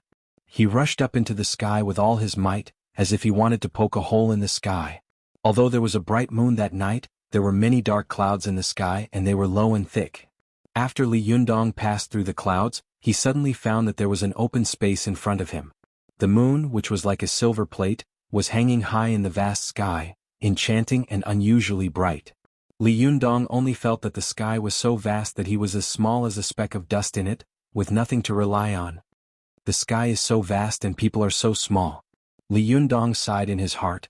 But if this is the great horror between heaven and earth, it's too much of an exaggeration. As soon as this thought flashed through his mind, he suddenly felt an extremely terrible force gathering in the air. There seemed to be a black hole around him, constantly rotating and pulling the dark clouds below. The dark clouds were constantly pulled and gathered, and soon turned into a ferocious face with twisted eyebrows and wide eyes. The bright moon that had been sleeping just now happened to be in the position of the vertical pupil between the eyebrows in this terrifying face. It was cold and gloomy, like the cold and emotionless eyes of a god. When Li Yundong was stared at by this eye, he felt his whole body go numb, and a creepy feeling spread all over his body in an instant. Then there was a loud explosion in the sky. Thunder and lightning were rolling in the ferocious face of the dark clouds. Li Yundong was in the middle of the coming terrible heavenly tribulation. His hair stood on end, and the blood in his body seemed to freeze in an instant. The great horror between heaven and earth is like this. Li Yundong's eyes widened. He could feel his body trembling uncontrollably. Just as the heavenly lightning was about to strike, a figure suddenly flashed to his side and grabbed him. Hurry up and leave. I recommend a buyout fantasy book. Immortal Golden Body is also a cultivation theme. If you are interested, you can read it. In addition, Fox's Nest 1, 2, and 3 are full. Please join the new 4th group, 453165676. /om/.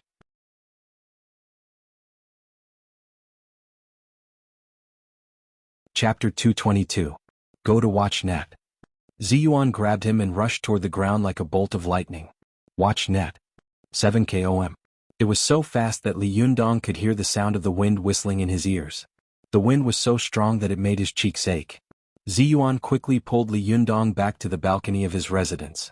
As soon as their feet touched the ground, Ziyuan couldn't help saying in a stern voice, "Are you crazy? Fly that high. Didn't they say that flying too high would attract the heavenly tribulation?" Li Yundong was still in a daze, his eyes fixed on the sky. Seeing his expression, Ziyuan was shocked. Did I speak too harshly just now? If it left a shadow and inner demon in his heart, it would be bad. It would cause his progress to stagnate. Thinking of this, the expression on Ziyuan's face eased a lot. She wanted to say something to comfort him, but he suddenly jumped up and laughed. Ziyuan was puzzled. "What are you laughing at?" Li Yundong smiled and said, "I can fly." Ziyuan's eyes widened. "You can fly? Didn't you see the impending heavenly tribulation? Why are you so happy about this?" Li Yundong looked at her with a smile and said, "I saw it. But what of it? I'm still alive, aren't I?" Ziyuan was stunned and said, "Don't you feel afraid of the great horror between heaven and earth?" The smile on Li Yundong's face faded a little, and he said lightly, "I was really scared just now, but now that I think about it, I feel that I want to learn the heavenly thunder even more, because if I can master such a powerful power, it will be a great pleasure to conquer." Ziyuan looked him up and down in shock. She shook her head secretly and said, "This person is definitely a freak in the cultivation world. This is the first time I've seen a cultivator who is not afraid of the divine tribulation. I really don't know if he's faking it or if he's stupid." Li Yundong saw her expression and asked with a smile, "You don't believe me?" Ziyuan shook her head and said, "It's not that I don't believe it, I just find it unbelievable." Watch Net. "Are your guts made of steel?" Li Yundong smiled and said, "I just think that we have to look at the good side of things. The good thing just now is that I know what the great horror of heaven and earth is, and I have also learned to fly. Most importantly, I am still alive. As long as people are still alive, there are infinite possibilities, right?" Ziyuan found that although the boy in front of her had just entered the path of cultivation, sometimes the words he said could also make people's eyes light up and think deeply. She smiled and said, "You have a first-rate temperament. However, don't be so reckless next time. Don't touch the great terror between heaven and earth so easily. Also, since you've learned how to fly, let's call it a day. I'll head back first." As he spoke, his figure flashed and he was about to fly back to Ruan Hongling's home. As Li Yundong watched her fly over, he suddenly had an idea and asked, "Hey." Ziyuan stopped in midair and turned to look at him. He asked with a smile, "How does it feel to put on a sanitary pad when you have that?" Ziyuan's body shook and she almost fell from the air. She glared at Li Yundong with shame and anger. She wanted to say, "What does it feel like for you men to have a pain in the ass?" But when the words were on the tip of her tongue, she couldn't say them out loud. Li Yundong's prank had succeeded, so he stopped bickering with her and went into the room with a laugh. Ziyuan was left alone in the air, staring at Li Yundong's departing figure with a flushed face. Fortunately, it was nighttime. Otherwise, if this bastard saw her reaction, it would be so embarrassing. Ziyuan took a deep breath and calmed down before returning home. As soon as she entered the balcony, Ruan Hongling immediately came up and asked, "Sister Ziyuan, what happened just now? Why do I feel like there was a divine punishment? What a terrible divine power." Ziyuan said with some resentment, "Li Yundong is a newborn calf who is not afraid of tigers. He flew very high in one breath and almost caused a divine punishment." Ruan Hongling's eyes suddenly widened. So he was scared? Ziyuan couldn't help but say with a strange expression, "It doesn't seem like it. On the contrary, his fighting spirit has increased." Ruan Hongling was stunned on the spot and could not come to her senses for a long time. After a long time, she sighed faintly and said, "Sister Ziyuan, do you think he can survive the heavenly tribulation?" Ziyuan's expression suddenly became very serious. She thought about it seriously and said, "I don't know. Based on the current situation, it's unlikely." Ruan Hongling sighed and said, "If he can survive the heavenly tribulation, it is very likely that he will become a great cultivator with great magical power in the future." Ziyuan suddenly smiled and shook her head. Watch net. Color *** literature _learning % super #speed. Update. Ruan Hongling asked, "You don't believe me?" Ziyuan still shook her head and said, "No, it's not very likely but definitely. Moreover, as long as he can survive the heavenly tribulation, he will grow into a powerhouse that only appears once in 100 years in the cultivation world. He might even be able to establish his own sect." Ruan Hongling was extremely shocked. She felt that she had already thought highly of Li Yundong, but she hadn't expected that Ziyuan would think even higher of him. Establish a sect? Wouldn't that be a great master like Zhang Sanfeng and Wang Yangming? Ruan Hongling said in shock. Can he compare with such a person who only appears once in 500 years? Ziyuan looked at the place where Li Yundong lived, and her eyes suddenly became very distant. She said lightly, "This guy, as long as he survives the heavenly tribulation, then everything is possible." It was the first time that Li Yundong had learned to fly. He practiced repeatedly for a long time all night. It was not until dawn that he felt a little tired. He sat cross-legged in the living room and rested for a while. Then he carried the fan of 7 treasures and went to school. As soon as he entered the school, a curious student came up to Li Yundong and asked, "Boss, what's going on at the welcoming party? What are you going to do?" At first, Li Yundong could still smile and say, "You'll know when the time comes." But later there was an endless stream of people asking questions.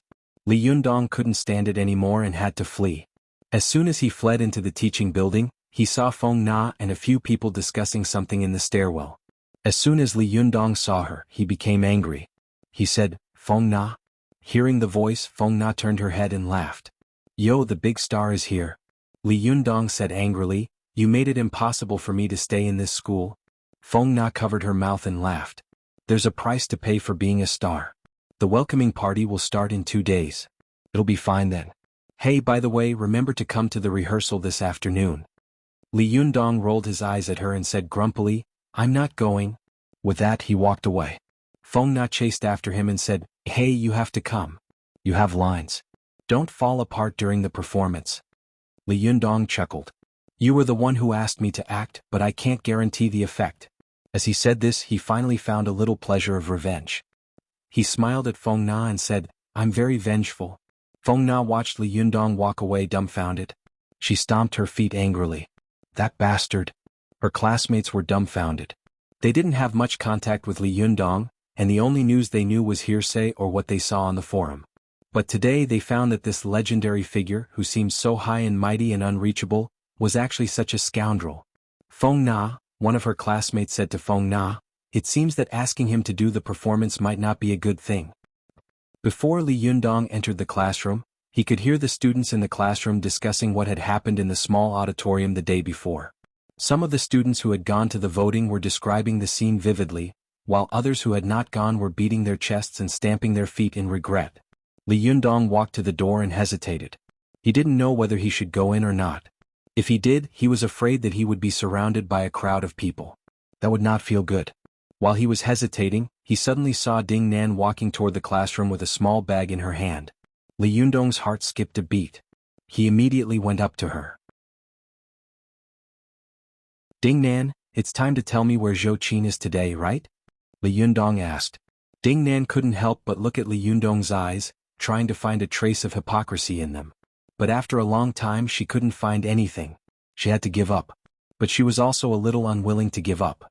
She snorted coldly and asked, "Everyone is avoiding her now. Are you sure you really want to go?"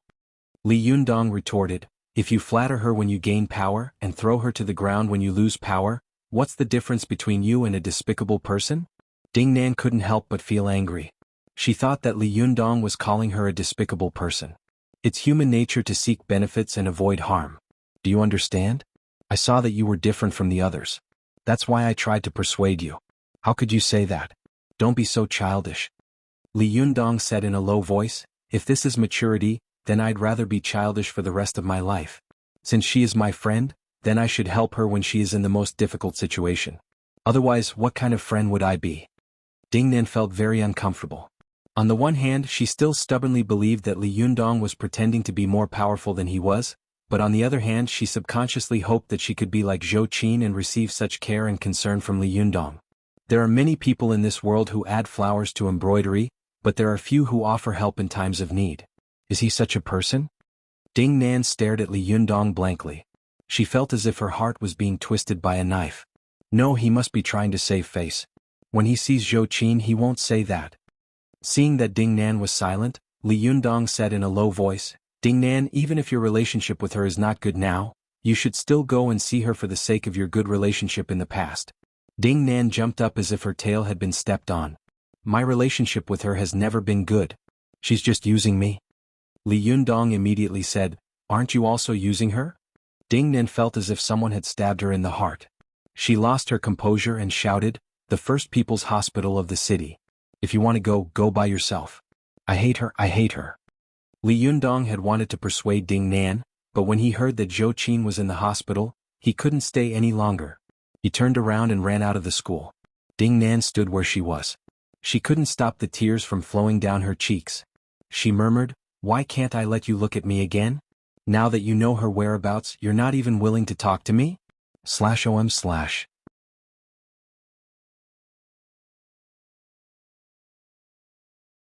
Chapter 223. Go to Watch Network. After Li Yundong arrived at the First People's Hospital of the city, he asked the inpatient department about Zhou Qin's room. Go to. Nah. Super_speed. More. No. Hello, the patient you want to visit is in room 502 of the general care ward of the first building of the inpatient department. Now is the family visit time, you can go to visit. The nurse with a sweet voice said something that surprised Li Yundong. Why is Zhou Qin in the general care ward? A bad thought suddenly flashed through Li Yundong's mind. He quickly rushed to Zhou Qin's ward. Along the way, the strong smell of medicine in the inpatient department made Li Yundong feel that it was like an open concentration camp. Compared with the inhumane concentration camp during World War II, the only difference between this place and the inhumane concentration camp was that it was operated legally. The people inside wanted to get out, but they couldn't get out for a while. The people outside didn't want to come in, but they would eventually come here for various reasons. It was as if this was the home of people. When he arrived at the corridor on the 5th floor of the first building of the inpatient department, there were many old people walking with crutches and family members helping to hold the infusion bottles. Li Yundong felt like he was in a strange world. He couldn't imagine why a woman like Zhou Qin would be in such a place. Li Yundong followed the room number all the way. When he found room 502, he found that although there were 4 beds in room 502, the 4 beds were empty. There was only a woman with long hair sitting in a wheelchair with her back to him. Li Yundong walked into the ward and asked, "Hello, may I ask?" As soon as his voice sounded, the woman in the wheelchair trembled all over. Then she couldn't help but tighten her grip on the armrest, and her body trembled slightly. Li Yundong's heart skipped a beat. He quickly walked up to the woman and saw that there was a beautiful woman sitting in the wheelchair, but her skin was pale and her eyes were lifeless. Was Zhou Qin. This shock was no small matter. Li Yundong couldn't believe his eyes. Where was the proud, confident, and beautiful Zhou Qin who was usually proud and confident? How did Zhou Qin, who used to be a woman who was not inferior to men, become like this? He couldn't help but squat down and grab Zhou Qin's hand with both hands, but she shrank back as if she had been electrocuted. He felt as if someone had hit him in the head with a stick. His head was buzzing, and his heart was anxious and irritated. How did you become like this? Zhou Qin's dark eyes were fixed on Li Yundong. Her inner world was like a stormy sea. He's here, he's finally here. When everyone left me and didn't dare to come into contact with me, he finally came. Zhou Qin's lips moved slightly, and her retracted hand moved slightly, as if she wanted to reach out again and touch his warm fingertips. But just as she was about to reach out, there seemed to be a demonic voice shouting in her mind, "Wake up! Look at you now. You are a useless person. You have nothing left. Other than your beautiful face, what else do you have that is worthy of his love? You're just a burden now. You'll only become his burden." As soon as this thought flashed through her mind, her slightly straightened fingers curled up again. Watch net. Her heart was tumbling, but the expression on her face did not change at all. It only became more and more indifferent. This kind of expression made Li Yundong more and more shocked. He was more and more sure that something amazing must have happened to Zhou Qin, and it was very likely to be related to him. "Zhou Qin, what the hell happened? Tell me. Maybe I can help you." Li Yundong couldn't help shouting anxiously. But Zhou Qin did not speak. Her eyes became colder and colder, and her body trembled more and more violently. Li Yundong was about to ask more questions, but he heard a magnetic low voice coming from the door. "Don't ask any more. Let me tell you." Hearing this, Li Yundong turned his head and saw Zhou Keqiang standing at the door in a gray Chinese tunic suit, holding a hot water bottle in one hand and a freshly washed lunchbox in the other. Li Yundong looked at him in surprise. He didn't dare to compare Zhou Keqiang, who had been surrounded by so many people when he came to school last time, with this Zhou Keqiang in front of him, whose hair was a little gray at the temples and eyes were no longer as intimidating and dignified as usual. The former was a high-ranking official who had been in a high position for a long time, while the current one was just an ordinary middle-aged man who took care of patients. "You." Li Yundong stammered. He had an obvious feeling in his mind, but he didn't dare to confirm this result. Zhou Keqiang put down the things in his hands. He looked at Li Yundong with a complicated look and said, "Come out and talk." Li Yundong glanced at Zhou Qin, stood up and followed Zhou Keqiang out of the ward. Zhou Keqiang walked in front of them and didn't speak all the way. When they walked out of the hospital building and came to the lawn downstairs, he pointed to the bench beside the cobblestone path and said, "Sit here." After Li Yundong sat down, he couldn't wait to ask, "Deputy Governor Zhou, what on earth?" Zhou Keqiang didn't wait for him to finish. He waved his hand and said lightly, "I'm no longer a deputy governor. I'm just an ordinary person now." Li Yundong's heart skipped a beat. He asked tentatively, "Uncle Zhou, what happened? Can you tell me?" Zhou Keqiang wasn't in a hurry to answer. He searched his body and pulled out a pack of cigarettes. Just as he was about to light one, he seemed to remember something. He shook it at Li Yundong and asked, "Can I smoke?" Li Yundong said, "Yes." Zhou Keqiang smiled. Just as he was about to light the cigarette, he heard Li Yundong say, "But Uncle Zhou, have you been having tinnitus recently? Your eyes are sometimes blurred and your nose is a little hot when you breathe?" Zhou Keqiang was stunned and stopped lighting the cigarette. He looked at Li Yundong in confusion and curiosity. "Yes, how did you know?" Li Yundong said, "Uncle Zhou, the ears belong to the kidneys, the eyes belong to the liver, and the nose belongs to the lungs. Your tinnitus means that your kidneys are not good. Your eyes are blurred, which means that your liver is not good. Go to the internet. If a person's liver and kidneys are not good, then he is already suffering from a disease of great deficiency. If you still smoke, your lungs will also become bad. If a person's lungs are not good, then his nose will also be bad. The accompanying symptom is that the breath he exhales will be hot." This was the first time that Zhou Keqiang had dealt with Li Yundong. He hadn't expected that this young boy would have such a deep understanding of traditional Chinese medicine. Zhou Keqiang laughed and said, "I've been smoking for decades. If it was bad, it would have been bad long ago." Although he said so, he still put away the cigarette. Zhou Keqiang looked Li Yundong up and down. After a while, he sighed and said, "Don't you want to know what happened?" Li Yundong nodded. Zhou Keqiang sighed and then slowly told him what had happened to Zhou Qin after Li Yundong left. When he talked about the failure of Zhou Qin's negotiation with him, Zhou Keqiang sighed and said, "I should have expected it." Li Jiandong was shocked when he heard this. He hadn't expected that he would cause such a violent turmoil and bring such a terrible disaster to Zhou Qin and the Zhou family. A rising family had fallen because of him. Li Yundong was stunned on the spot and his mind was in a mess. When he heard Zhou Keqiang's words, he subconsciously asked, "Expected what?" A trace of regret and pain flashed in Zhou Keqiang's eyes. He raised his head and looked at the blue sky as if he was recalling something. "When Qin Qin was born, my brother found a master to help her name. At that time, The master said that Qin was a metal element and had a murderous aura between her eyebrows. In the future, her character would be strong and she would rather break than bend. In order to reduce her murderous aura, he named her Zhou Qin. Zhou Keqiang smiled bitterly. At that time, I was young and arrogant and I was an atheist. Of course, I scoffed at this. I felt that Zhou Qin sounded too weak. I, Zhou Keqiang, wanted to name my daughter more domineering than others, so I changed her name to Zhou Qin. She was named after the Qin dynasty, the ruler of the world.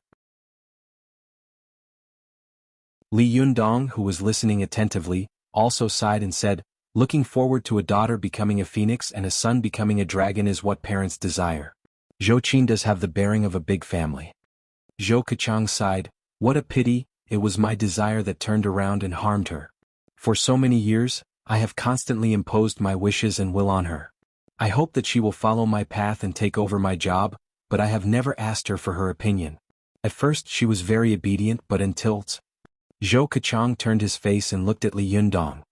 He said slowly, until she met you, she began to show more and more rebellious psychology. No, it should be said that the true self in the depths of her heart began to awaken. She longed for freedom and she longed to pursue her own love. Love. Zhou Keqiang shook his head, and there was a bitter smile at the corner of his mouth. It's really something that makes people crazy. For this thing, just like what that master said, she did something that she would rather break than bend. Li Yundong's heart tightened. He asked, what happened? Zhou Keqiang looked straight at Li Yundong and said firmly, under the aggressive pressure of the He family, the task force focused all the pressure on Qin. They believed that if they put a little more pressure on this girl, she would collapse, and they would get the answer they wanted. In this way they could naturally lay their hands on you. Li Yundong's heart tightened when he heard this. He asked, and then? Zhou Keqiang was silent for a while, then he said slowly, then? Qin realized that things could not be good, so she decided to use her own death to calm everything down. She told the task force that she had decided to confess everything, asked for a pen and paper, and then asked the task force to leave her alone. Zhou Keqiang smiled bitterly. But as soon as the task force left, she quickly wrote a few words on the paper, and then she jumped from the window on the 4th floor. What? Li Yundong was so shocked that he jumped to his feet. Although Li Yundong hadn't seen this scene with his own eyes, at this moment, Li Yundong was shocked by Zhou Qin's determination to jump and her determination to break rather than bend. Seeing Li Yundong's reaction, Zhou Keqiang asked, do you know what Zhou Qin wrote before she jumped? Li Yundong asked in shock, what words? Zhou Keqiang said word by word, it was written, the killer Zhou Qin. Although Li Yundong had a deep understanding of Zhou Qin, he still underestimated the power that this girl could burst out. For his sake, she had actually shouldered such a great disaster on his own head. Zhou Keqiang looked at the extremely shocked expression on Li Yundong's face. Suddenly, the indignation and resentment in his heart dissipated a lot. To be fair, if one didn't look at his background, the boy in front of him was indeed worthy of Zhou Qin's love. He was indeed an extremely outstanding boy in modern society. However, was it worth it to pay such a big price for loving someone? Li Yundong was shocked for a long time before he came to his senses. He turned his head to look at Zhou Keqiang and asked incredulously, don't you hate me for getting you into this? Zhou Keqiang glanced at Li Yundong. In the first few days I wanted to shoot you. However, after everything had settled down, I suddenly saw the light. Isn't this how the ups and downs of the world work? Now I want to take Qin abroad to see a doctor and try to help her stand up on her own in the future. Li Yundong was shocked again. She can't stand up? Zhou Keqiang said in a heavy voice, her spine was damaged. The doctor said that she was very lucky. There were no serious injuries elsewhere, but she was also very unlucky. There was a congestion tumor between the 10th and 11th vertebrae. The existing medical means can't remove it. If it is forcibly removed, there is a risk of paralysis in the future. Li Yundong's face was as dark as water. He was silent for a while, then said in a low voice, I'll go and see Zhou Qin. As he said this, he walked quickly to the ward. When he got there, he found Zhou Qin lying in the ward, and her wheelchair had also fallen to one side. The girl was struggling to crawl forward on the ground, her eyes fixed on the glass on the cabinet not far away. Li Yundong's heart trembled at this moment. He quickly stepped forward, picked her up and put her back in the wheelchair. Zhou Keqiang, who had rushed over, couldn't help sighing. He said, why are you so stubborn? Why didn't you ask the nurse to help you? Why did you have to be so stubborn? Zhou Qin's lips were tightly pressed together. Her face was as cold as frost, and there were tears in her eyes. However, she stubbornly held them back and her eyes were a little red. Zhou Qin didn't want Li Yundong to see her like this, so she turned her face away. However, the moment Li Yundong held Zhou Qin in his arms, he suddenly felt a familiar aura in Zhou Qin's body faintly responding to him. Li Yundong couldn't help reaching out to feel the pulse on Zhou Qin's wrist. With this, he suddenly found that there was his Renyuan Jindan's qi in Zhou Qin's body. Li Yundong was stunned for a moment, and then he remembered that when he had first reached the Zhuji phase, Zhou Qin had boldly separated him from Su Chan. It must have been at that time that his Renyuan Jindan's qi had poured into her body. Li Yundong's heart suddenly skipped a beat. He couldn't help thinking, although she has been seriously injured, her bones and internal organs are intact. She has virgin Shenin qi and my Jindan's qi in her body. Her qi is so strong that it's impossible for the blood clots and tumors in her spine not to dissipate. As soon as this thought flashed through his mind, Li Yundong understood.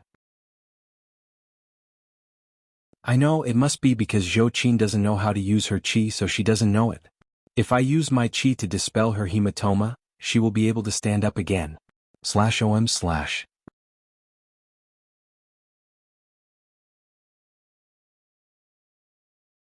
Chapter 224. Go to WatchNet. According to traditional Chinese medicine, the reason why people had blood clots and tumors was most likely because the qi was not smooth and the blood was not flowing well. If the blood was not flowing well, the meridians would be blocked, the qi and blood would accumulate and the tumors would grow. These days, Li Yundong had been reading many ancient books, most of which were related to Buddhism and Taoism. Although many of the Taoist books were about the mysterious cultivation techniques, most of them were about the most basic knowledge of cultivation, traditional Chinese medicine. Therefore, Li Yundong's heart skipped a beat and he immediately thought of a way to help Zhou Qin stand up again. He straightened up and said softly to her, "Don't worry, I'll come to see you again. Go to WatchNet." 7 KOM. Although Li Yundong felt that he had a way to cure Zhou Qin, he was not sure and wanted to confirm it with Ziyuan, so he didn't tell her. He walked to the door and said hello to Zhou Kachang. Just as he was about to go out, he suddenly heard Zhou Qin say coldly, "Don't come here again." Li Yundong was stunned at the door. He hadn't expected that the first thing Zhou Qin said would be this. He was stunned for a moment, but he quickly understood that this stubborn and proud girl obviously didn't want him to see her in such a sorry state at this time. Li Yundong smiled and didn't say anything. He went out by himself. Zhou Kachang watched Li Yundong leave. He sighed and handed the cup to Zhou Qin. "Qin, is it worth it?" Zhou Qin bit her lips and remained silent. Her fingers that were holding the cup were trembling and turning white. Li Yundong returned home. As soon as he entered the door, he shouted, "Ziyuan, Ziyuan." But he turned around in the room, but he couldn't see Ziyuan. Li Yundong rushed to the balcony and shouted at the balcony of Wan Hongling's house, "Ziyuan." He shouted twice, but there was no response from the other side of the house. Just as he was about to fly over, he heard the sound of the door lock. He turned his head and saw Ziyuan wearing a casual white sportswear. She was carrying bags of vegetables in her hand, and there was a fish jumping in one of the plastic bags. Go to WatchNet. 7 KOM. Although Li Yundong was in a bad mood, he couldn't help laughing when he saw her like this. "You look like a housewife." Ziyuan rolled her eyes at Li Yundong, which was a rare sight. Obviously, what Li Yundong said last night still made her feel uncomfortable. Li Yundong saw that she was ignoring him and walked to the kitchen alone. He coughed dryly and stopped joking. "By the way, I want to ask you something." Ziyuan was skillfully busy in the kitchen. She said casually, "Go ahead." As she spoke, she did not turn around and was still busy in the kitchen. Li Yundong looked at her busy figure at the door and suddenly felt strange in his heart. Ziyuan was like the hostess of the house and he was like a guest. He told Ziyuan about Zhou Qin's situation, and then told her his own thoughts and opinions. Finally he said, "Do you think my method will work? Will she recover if we clear the blood clots and tumors in her spine?" Ziyuan was washing vegetables with her back to Li Yundong. After hearing this, she stopped, turned around and thought for a moment. Then she said, "In theory it's feasible. However, even if you can cure her, what can you do?" Li Yundong was stunned. "What do you mean?" The expression on Ziyuan's face was indifferent. She wiped her hands on the apron in front of her and asked, "Even if she can stand up again, what can she do? She had lost all of her past, lost everything. Could she go back to her previous life?" And Ziyuan gave Li Yundong a meaningful look. And can you give her what she really wants? Li Yundong's whole body shook and he fell into deep thought. It was not that Li Yundong didn't know that Zhou Qin liked him, but he really didn't expect that Zhou Qin would pay so much for him. This kind of sacrifice was so deep that he could hardly repay it. Ziyuan sighed slightly, and her tone seemed to have seen through the affairs of the world. She said lightly, "You can cure her external injuries, but you can't cure her internal injuries. Go to the internet. Don't tell me you're going to repay me with your body?" Li Yundong immediately said firmly, "When I went to the hospital to see Zhao Yujin last time, I heard Ding Nan say something outside the ward. She said, 'Love is not charity. You don't have to love whoever is pitiful.' I love Su Chan and she also loves me. This has not changed and it will not change in the future." Ziyuan took a deep look at Li Yundong and sighed. "My master once told me that the world of mortals is bitter, but the most bitter is love. He said that cultivators must not indulge in worldly love, otherwise it will be difficult for them to have great cultivation and achievements in the future." Li Yundong's face was full of seriousness. He retorted, "I don't think so. I am a novice cultivator, but in my opinion, I think the reason why you cultivators cultivate is purely for the sake of cultivation.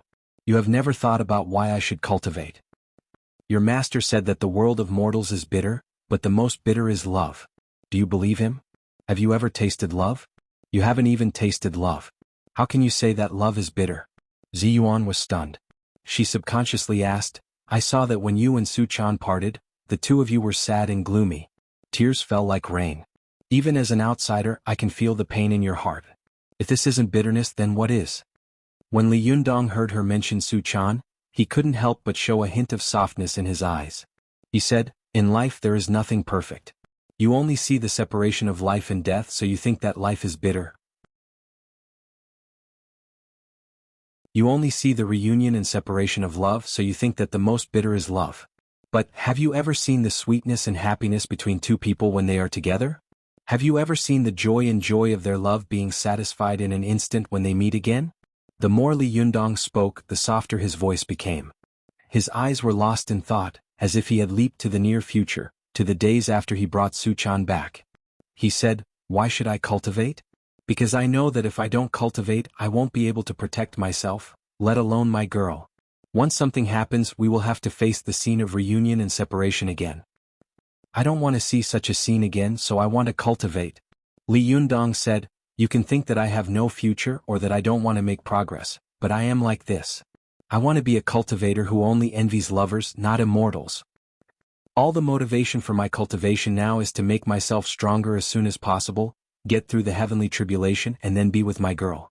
I will take good care of her and make sure that she doesn't get hurt again." Ziyuan was stunned by Li Yundong's words. She felt that something deeply rooted in her heart had been shaken by Li Yundong. She couldn't help murmuring, "Master has been telling me this since I was a child. Is he wrong? Impossible, how could Master be wrong? He has never been wrong." Li Yundong saw that Ziyuan, who had always been wise and calm, was at a loss at this time. He couldn't help saying, "Is your master always right?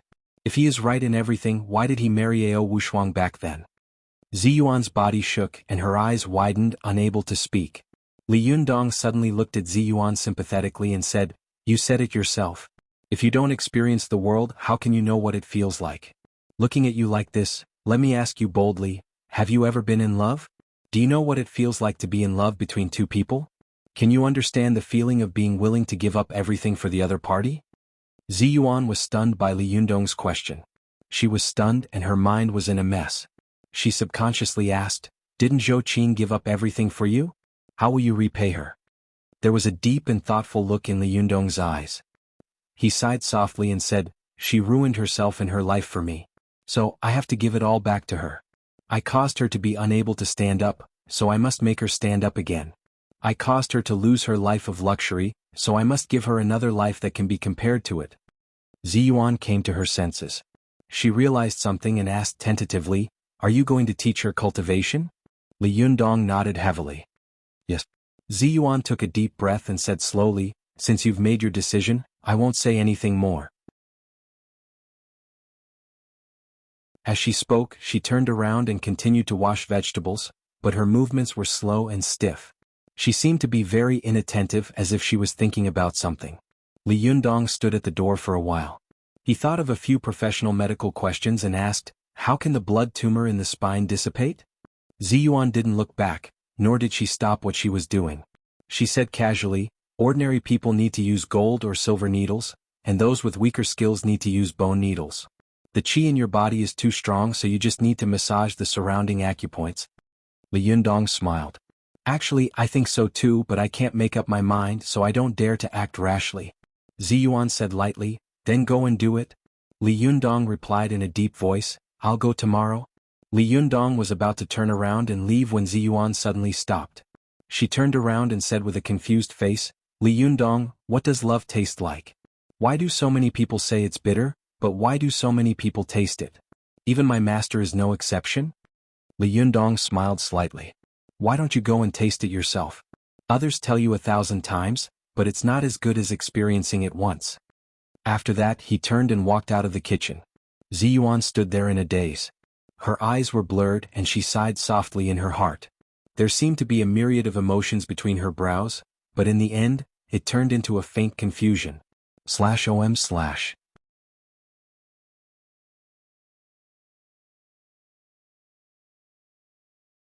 Chapter 225. Go to WatchNet. The next day, Li Yundong skipped his morning classes and headed straight for the People's Hospital after buying some fruits. WatchNet. 7K, Hong, and just as he was about to reach the hospital, he noticed someone selling pets on the side of the road. He couldn't help but stop to take a look. After thinking for a while, he took out some money and bought a pair of hamsters. Then, carrying the cage, he rushed to the hospital. As soon as he walked into the building, he saw a strong nurse yelling at him, Hey, you're not allowed to bring pets in. Hey, I'm talking to you, what's wrong with you?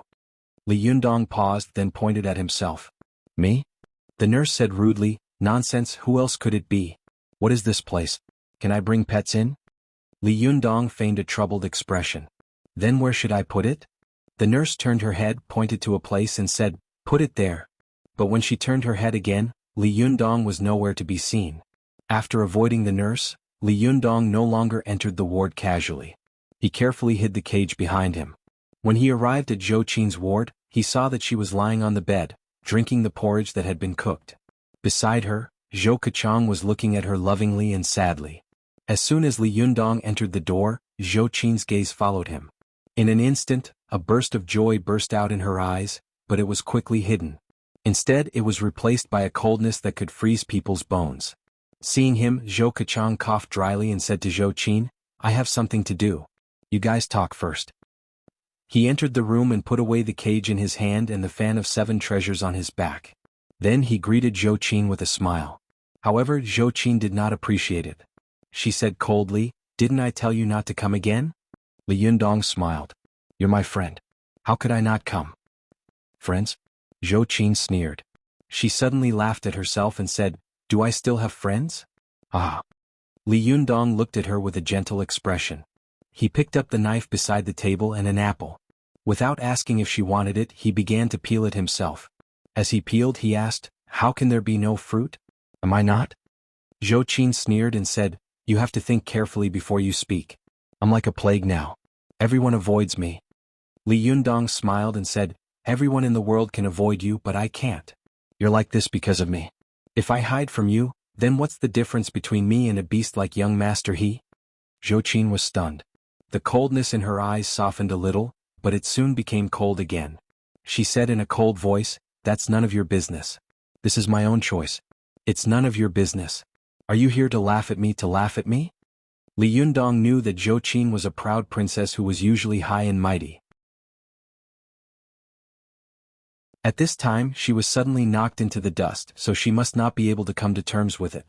He smiled and said, Don't talk so much. Come on, have an apple. WatchNet. Seeing that he didn't answer her at all, she couldn't help but say angrily, I don't want to eat apples. Li Yundong smiled and said, Then what do you want to eat?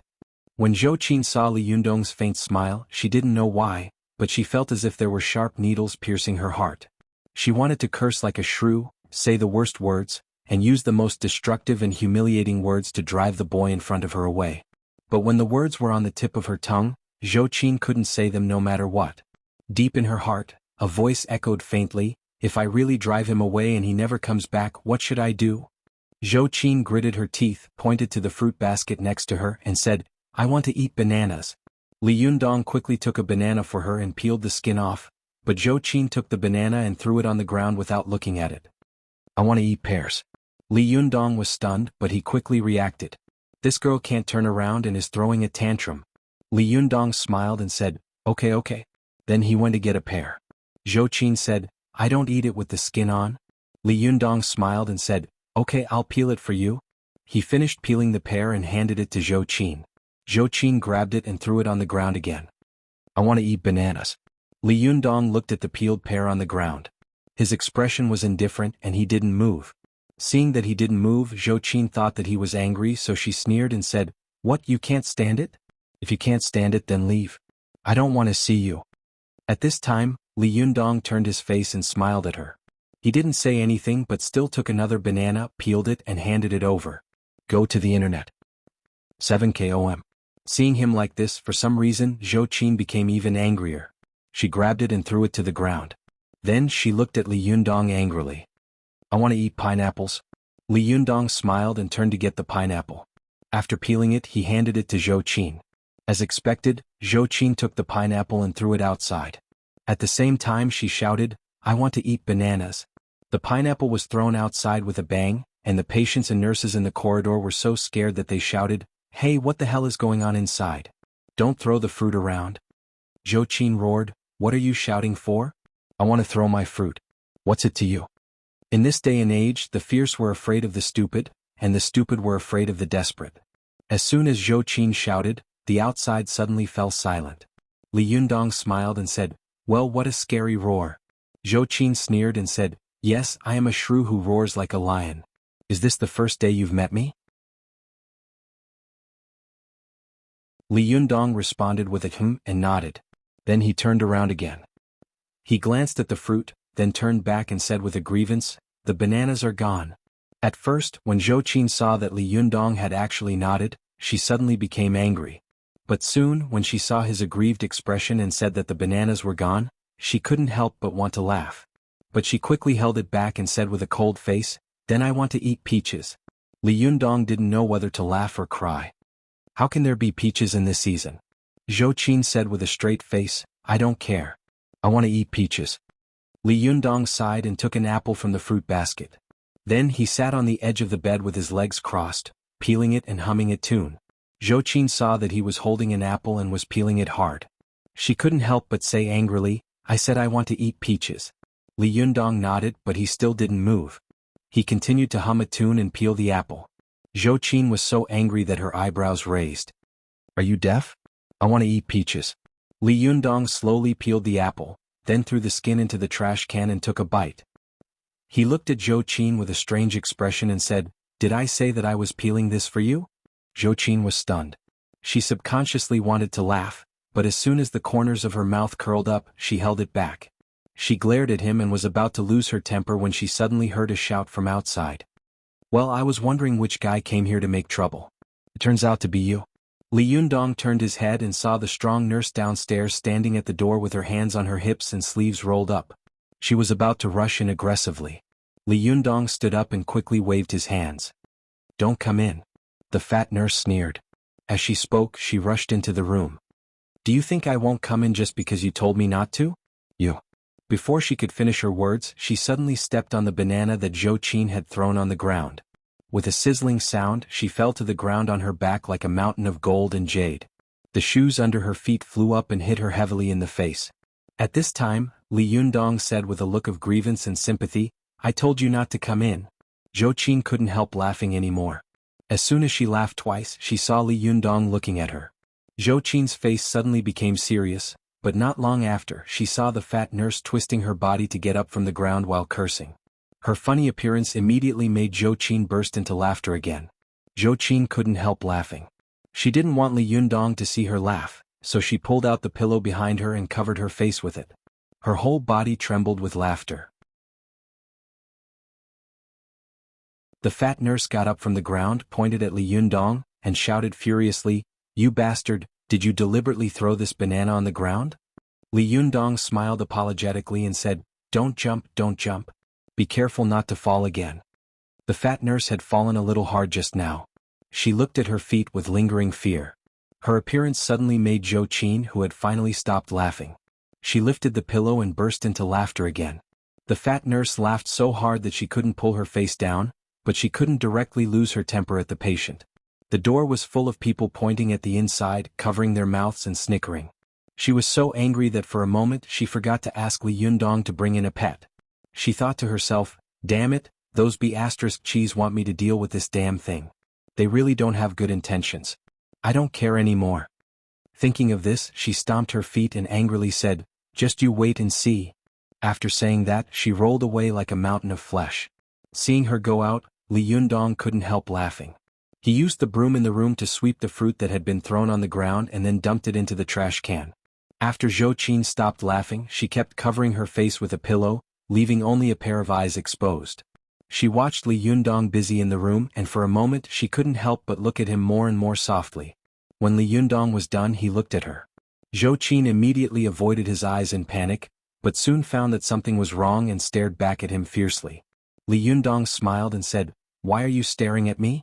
What other fruit do you want to eat? Zhou Qin said bitterly, I want to eat peaches. Li Yundong said, oh, then turned around and took out an apple from the fruit basket, slowly peeling it. When Zhou Qin saw this, she suddenly became angry. She said bitterly, why do you only care about eating? Who is injured here? Li Yundong just nodded and didn't say anything. He still slowly crossed his legs, peeled the apple and hummed a little tune. Seeing him like this, Zhou Qin was so angry that she threw the pillow in her arms at his face, and her face turned white with anger. After Li Yundong peeled the apple, he pulled the apple skin as if he was asking for credit and said with a smile, dang dang. The fresh apple is peeled. Zhou Qin sneered, closed her eyes and thought to herself, it must be for yourself again. Are you trying to fool me again? But not long after she closed her eyes, she suddenly felt something cold and wet touch the corner of her mouth. Zhou Qin opened her eyes and saw Li Yundong smiling at her. He said softly, there are no peaches now, only a peeled apple. You can make do with it. I'll buy you one next year, okay? In Zhou Qin's impression, Li Yundong had never spoken to her like this. This boy was polite to her, but it was only out of courtesy and etiquette. When had he ever spoken to her so gently? Zhou Qin looked at Li Yundong blankly, a little dazed for a moment. Seeing that she didn't respond, Li Yundong said, you don't want it? If you don't want it, I'll throw it away. But Zhou Qin suddenly reacted, grabbed it and took a fierce bite as if to vent her hatred. This bite was so big that she bit her tongue. The sweetness of the apple was mixed with the saltiness of blood. Zhou Qin couldn't help but think to herself, is this the taste of love? I've done so much for him, and now I can finally get him to peel an apple for me? Thinking of this, Zhou Qin couldn't help but burst into tears. As she cried, she bit the apple and said vaguely, Li Yundong, you're so annoying, /OM/.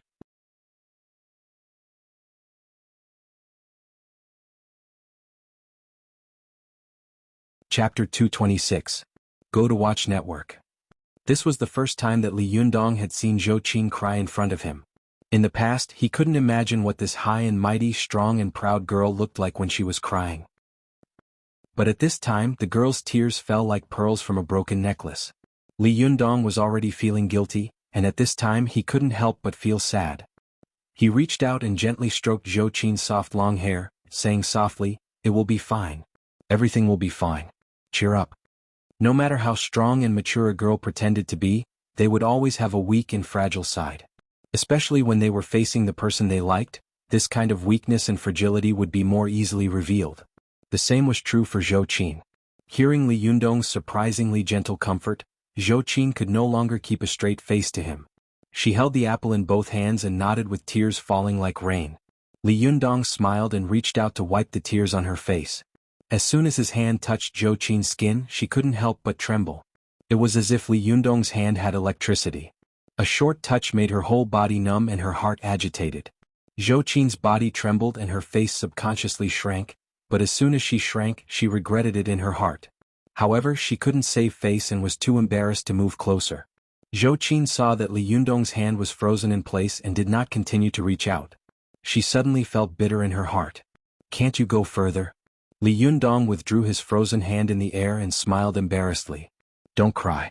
You're such a beautiful girl. It's not good for you to cry too much and become ugly. Zhou Qin wiped away her tears and said angrily, "It's none of your business." Li Yundong smiled and said, Yes, I don't care. I can't control you."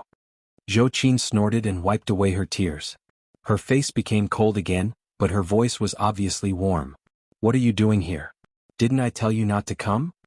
Li Yundong sighed with a smile. "I already know what happened. How can I not come?" Zhou Qin smiled bitterly. "What can you solve if you come? Can I stand up again? Can I go back to my old life?" Li Yundong said, "I don't know if I can go back to my previous life, but I can help you stand up again." How could Zhou Qin believe his words? The expression on her face slowly became indifferent again. She sighed and said, "It's useless. My attending doctor has already said that I will never be able to stand up again in this life." Watch net. Color *** literature _learning %super #speed. Update. He was silent for a while.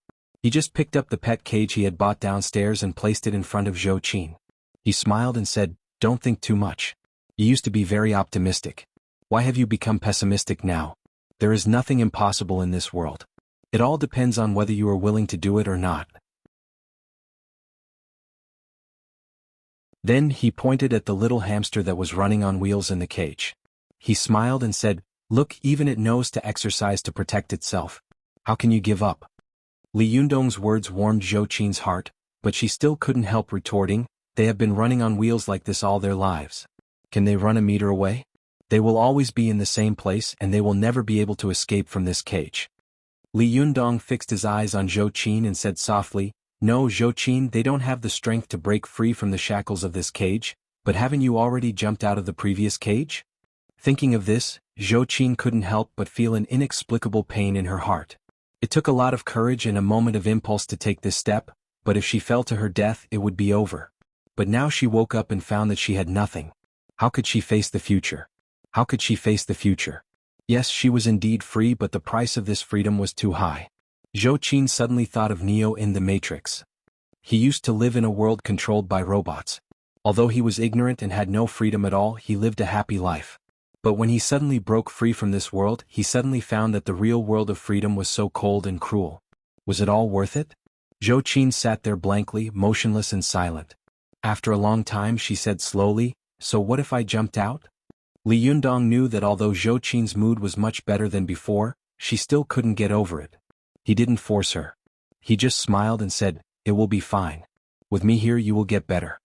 When Zhou Qin heard this, her whole body trembled. She couldn't help but look at Li Yundong with infatuation and softness in her eyes.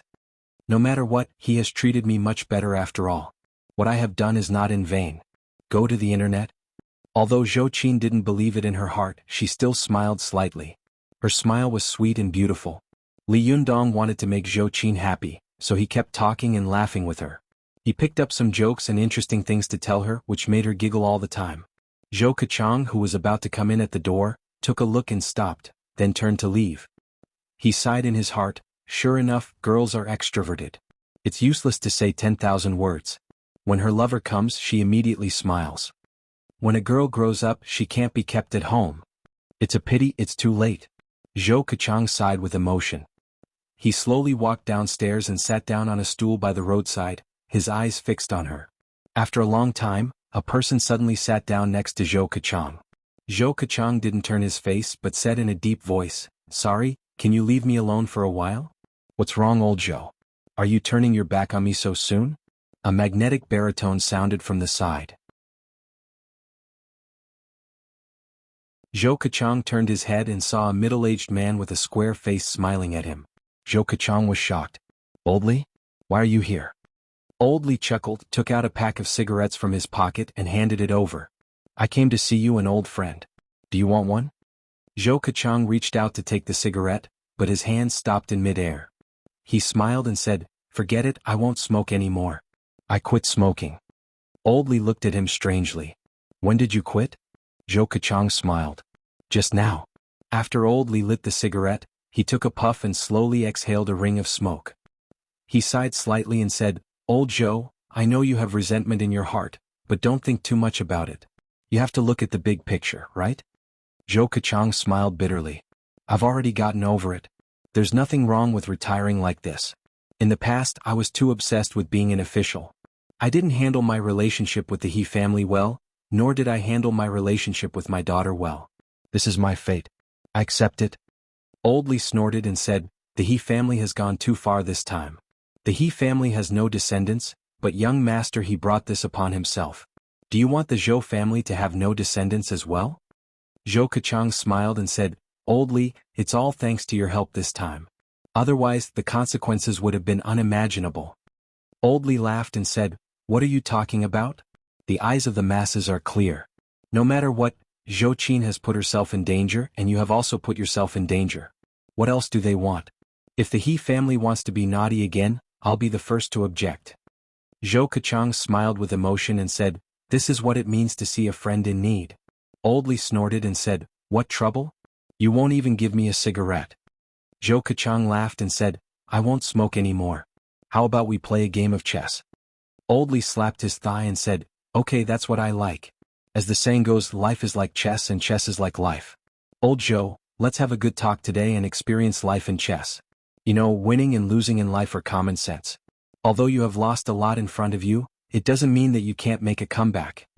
The two middle-aged men from the system found a stone platform under the inpatient building and began to play. In the ward, Li Yundong brought hot food and placed it in front of Zhou Qin.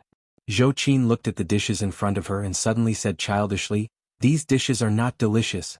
Li Yundong smiled and said, then what do you want to eat? I'll buy it for you. Zhou Qin rolled her eyes. She wanted to make things difficult for Li Yundong, so she said, I want to eat the food you cook. As expected, Li Yundong showed a look of embarrassment.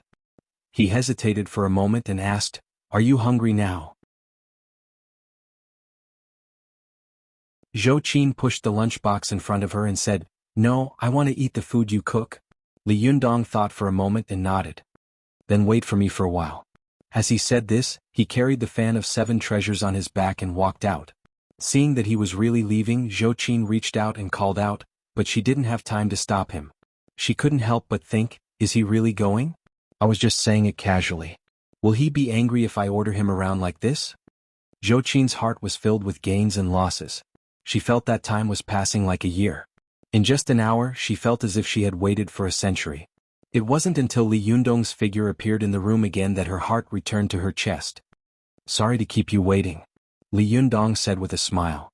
He took out a few sealed lunch boxes from the plastic bag he was carrying and put them in front of Zhou Qin. In a hurry, I didn't have time to cook anything delicious. I only made a few home-cooked dishes. Do you want to eat them first? I'll cook something delicious for you another day. Zhou Qin opened the lunch box and saw that there were steamed ribs, stir-fried lotus root slices, and stir-fried meat with radish inside. They were all ordinary dishes.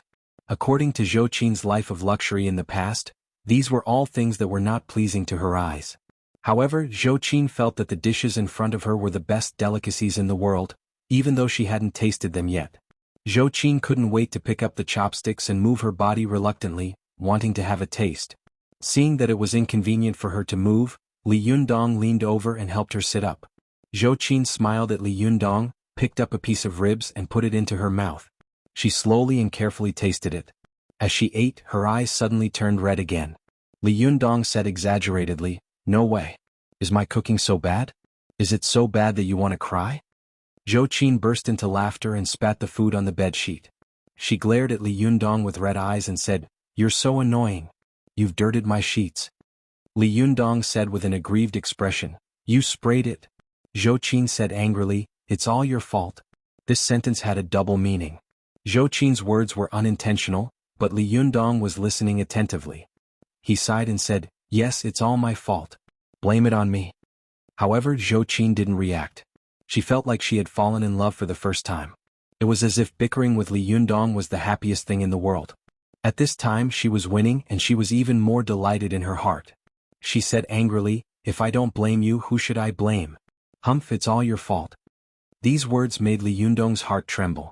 He suddenly thought of Su Chan. The little girl had once nestled in his arms with a sweet smile, raised her head and said coquettishly, it's all your fault. Li Yundong's mood of joking with Zhou Qin gradually dissipated.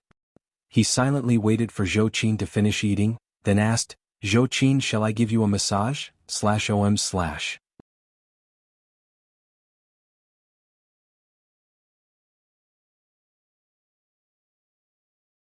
Chapter 227. Go to Watch Network. Hearing that Li Yundong was going to give her a massage, Zhou Qin was obviously stunned. Although she didn't know why Li Yundong was doing this, she nodded gently out of love and trust for Li Yundong. 7 km. Zhou Qin's neck was slightly red. She asked softly, "Do I have to lie on my stomach?" Li Yundong smiled and said, "No, as long as you can sit on the chair." Zhou Qin forced a smile and said, "Then you have to help me. I can't do it alone." Li Yundong understood. He came to the bedside and held Zhou Qin's legs with one hand. One hand passed under her ribs and gently picked her up. Although Zhou Qin knew that Li Yundong was not really hugging her, she still felt a strong masculine smell blowing over her face, making her suddenly tremble slightly. Her hands involuntarily wrapped around Li Yundong's neck. Li Yundong's whole body tensed up. He didn't even dare to look at Zhou Qin's eyes. He just stiffly carried her to the wheelchair with a straight face. Then, he let out a long sigh of relief in his heart and quickly let go of her. Zhou Qin suddenly sat in the cold wheelchair from the warm embrace. The gap in her heart made her feel lost for a moment. Li Yundong pushed Zhou Qin to the corridor outside the ward so that she could breathe smoothly. Li Yundong smiled slightly and said, "Close your eyes. I'll give you a massage." Zhou Qin closed her eyes. She didn't know why Li Yundong suddenly wanted to give her a massage. She couldn't help feeling a little nervous, but in her nervousness she was faintly looking forward to something. Li Yundong stretched out the palm of one hand and pressed it on the top of Zhou Qin's head. With a little qi, he transferred his vigorous and condensed Jindan's qi into Zhou Qin's body. Zhou Qin only felt that the top of her head was suddenly hot, and then there seemed to be a stream of hot air in her body, slowly rising and constantly rushing toward the top of her head. Then, when the hot air in her body touched the hot air on the top of her head, Zhou Qin's body trembled violently. She felt as if there were countless mice in her body, constantly swimming in her blood vessels and meridians, making her feel itchy, hot, numb, and limp. If it had been anyone else, they would have been twisting their bodies at this time, screaming and laughing, unable to control themselves at all. However, Zhou Qin's willpower was extremely strong, and she managed to endure it. From the outside, Li Yunyang could only see a layer of fine sweat on her neck. Other than that, there was nothing unusual. He had massaged Su Chan and Chao Kefi before, so he naturally knew what it felt like when the Yuanyang Qi entered the body. Although everyone's physique might have different reactions, it was absolutely not to the point where there was no reaction at all. Watch net. Chunjuam, how is this possible?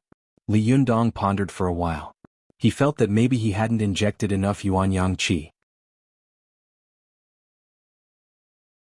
So Li Yundong accelerated the input of Yuanyang Qi. In an instant, Zhou Qin felt as if someone had poured a basin of boiling water on top of her head, and the qi and blood in her body were surging like countless wild horses galloping wildly. An extremely vigorous and condensed heat flowed from the top of her head down her spine, penetrating step by step, like boiling mercury, pervasive. After this boiling heat encountered the extravasated blood and tumor between her spine, it paused for a moment. Then, Zhou Qin clearly felt that all the qi and blood in her body were revolving at a high speed around the tumor and extravasated blood. In the process of this high-speed rotation, at first, Zhou Qin only felt that the tumor and extravasated blood were a little swollen. Then, the heat began to burn until her waist began to slowly feel the heat. Gradually, Zhou Qin felt that the lower part of her waist began to slowly swell. This was no small matter. Zhou Qin suddenly understood. Li Yundong was helping her treat her injury. Does he also know medical skills? All the incredible things that she had witnessed happening to Li Yundong with her own eyes suddenly flashed through Zhou Qin's mind. She knew that Li Yundong was definitely not an ordinary person. What ordinary doctors could not do, he could do. Zhou Qin's originally dead heart suddenly blazed. It turned out that he was not comforting me. He really could cure my injury. She suddenly became wild with excitement. What could be more exciting than being able to let her stand up again? In this excitement, her feet suddenly moved. Although this movement was light, Zhou Qin was keenly aware of it. Zhou Qin almost cried with joy. Zhou Qin was so excited that she put her hands on the ground, subconsciously wanting to see if she could stand up on her own. But just as she was about to move, she heard Li Yundong's deep voice behind her. "Don't move. Take a deep breath and calm your breath." This sound was like a morning bell and evening drum, knocking heavily on Zhou Qin's heart. Zhou Qin's body suddenly tightened and then slowly relaxed. Her hands on both sides of the wheelchair also slowly loosened. A frightening thought flashed through her mind. If I recover, will he stop talking to me and care about me? The reason why he is so obedient and gentle to me, is it because he sympathizes with me and pitied me? If that's the case. Zhou Qin's hand tightly gripped the armrest, and her fingers turned white. If that's the case, then I'd rather sit in a wheelchair like this for the rest of my life and let him take care of me and let him owe me. Go to the internet. 7 KOM. Thinking of this, Zhou Qin showed a sweet and sad smile. Her hand involuntarily touched her thigh and grabbed it hard. Zhou Qin faintly felt a trace of pain from this grab. She knew that her leg had begun to get better. The magic of traditional Chinese medicine was that it often had an excellent effect on some difficult and complicated diseases that Western medicine couldn't do anything about. If ordinary traditional Chinese medicine wanted to evacuate the tumors and extravasated blood in Zhou Qin's wound, they had to use acupuncture to stimulate her due meridian and the acupoints around the wound, thereby accelerating the flow of qi in the meridians and allowing the qi and blood to naturally take away the extravasated blood. However, Li Yundong had used his powerful aura to disperse the extravasated blood and tumors in Zhou Qin's body. Although this couldn't be done in one go, the method was right and the effect was surprisingly fast. After Li Yundong transferred yuanqi for as long as an hour, he began to stop. After a while, he raised his hand, squatted in front of Zhou Qin and asked, "How do you feel just now?" Zhou Qin opened her eyes and said with a smile, "I feel so hot all over." Li Yundong glanced at her and said, "Then hurry up and go into the room. It's windy outside. Don't let the wind blow into your body through your pores. That will become moisture, which will aggravate the condition." Zhou Qin smiled and said, "Okay." Li Yundong pushed Zhou Qin into the ward, then picked her up and prepared to put her on the bed. However, as soon as Li Yundong's hand touched Zhou Qin, he found that her clothes were already soaked, and even the hair on her neck was wet. Li Yundong frowned and picked up a towel by the bedside. "Can this towel be used to wipe sweat?" Zhou Qin nodded and stared at the towel in Li Yundong's hand. Suddenly she looked a little shy, but also a little expectant. Li Yundong didn't react for a moment. He just wanted to help Zhou Qin wipe the sweat off her body. Just now he had used his powerful yuanyang qi to help Zhou Qin open up many acupoints and meridians in her body. At this time, Zhou Qin's pores were wide open. If the sweat was not wiped clean in time, when the sweat evaporated automatically, some of the water vapor would drill into the human body through the pores and finally enter the meridians, forming moisture. In traditional Chinese medicine, this was called dampness invading the body. Many people didn't pay attention to it when they were young. When it rained, they got wet, or when they sweated profusely after exercise and didn't have time to dry themselves. Then the moisture would enter the body, and when there was a problem with the bones, the moisture would flow along the qi and blood, causing rheumatism. Li Yundong was a cultivator, so he could get rid of the moisture through qi, but Zhou Qin was not. If there was moisture in her body at this time, and Li Yundong helped her get rid of it in the future, it would take several times more effort. Because the moisture could be transferred, it was like a thief that got into the human body. It would run around everywhere, going wherever there was a gap. If Li Yundong wanted to get rid of the moisture, he would have to spend several times more effort to find it first, and then he would have to spend several times more effort to get rid of the moisture. At this time, Li Yundong had subconsciously regarded himself as a doctor. As the saying goes, doctors have no taboo. Li Yundong didn't think too much about it. He picked up the towel and began to help Zhou Qin wipe the sweat on her back. At first, Li Yundong wiped the sweat on Zhou Qin's neck, and then he naturally extended the towel to her back to wipe it. There were many acupuncture points on the back of a person, so when they sweated, the back was often the first to sweat, and the sweat was also the most. Zhou Qin was wearing the hospital's uniform. The clothes were loose, so Li Yundong reached in and put his hand in. Zhou Qin let out a soft cry, and her body trembled slightly, but she quickly held back. Her delicate jade-like skin felt Li Yundong's gentle wiping. After he finished wiping the sweat on Zhou Qin's back, he wanted to help her wipe other places, but when he looked at Zhou Qin and was about to speak, he saw that Zhou Qin's face was flushed and her eyes were fixed on him. Her eyes were full of amorous emotions, and her sinuses were constantly moving. In particular, Zhou Qin's snow-white chest was exposed, and there was an attractive ravine in it that made his blood boil. Li Yundong's heart suddenly trembled. He knew that he had been too engrossed for a moment and had lost his composure.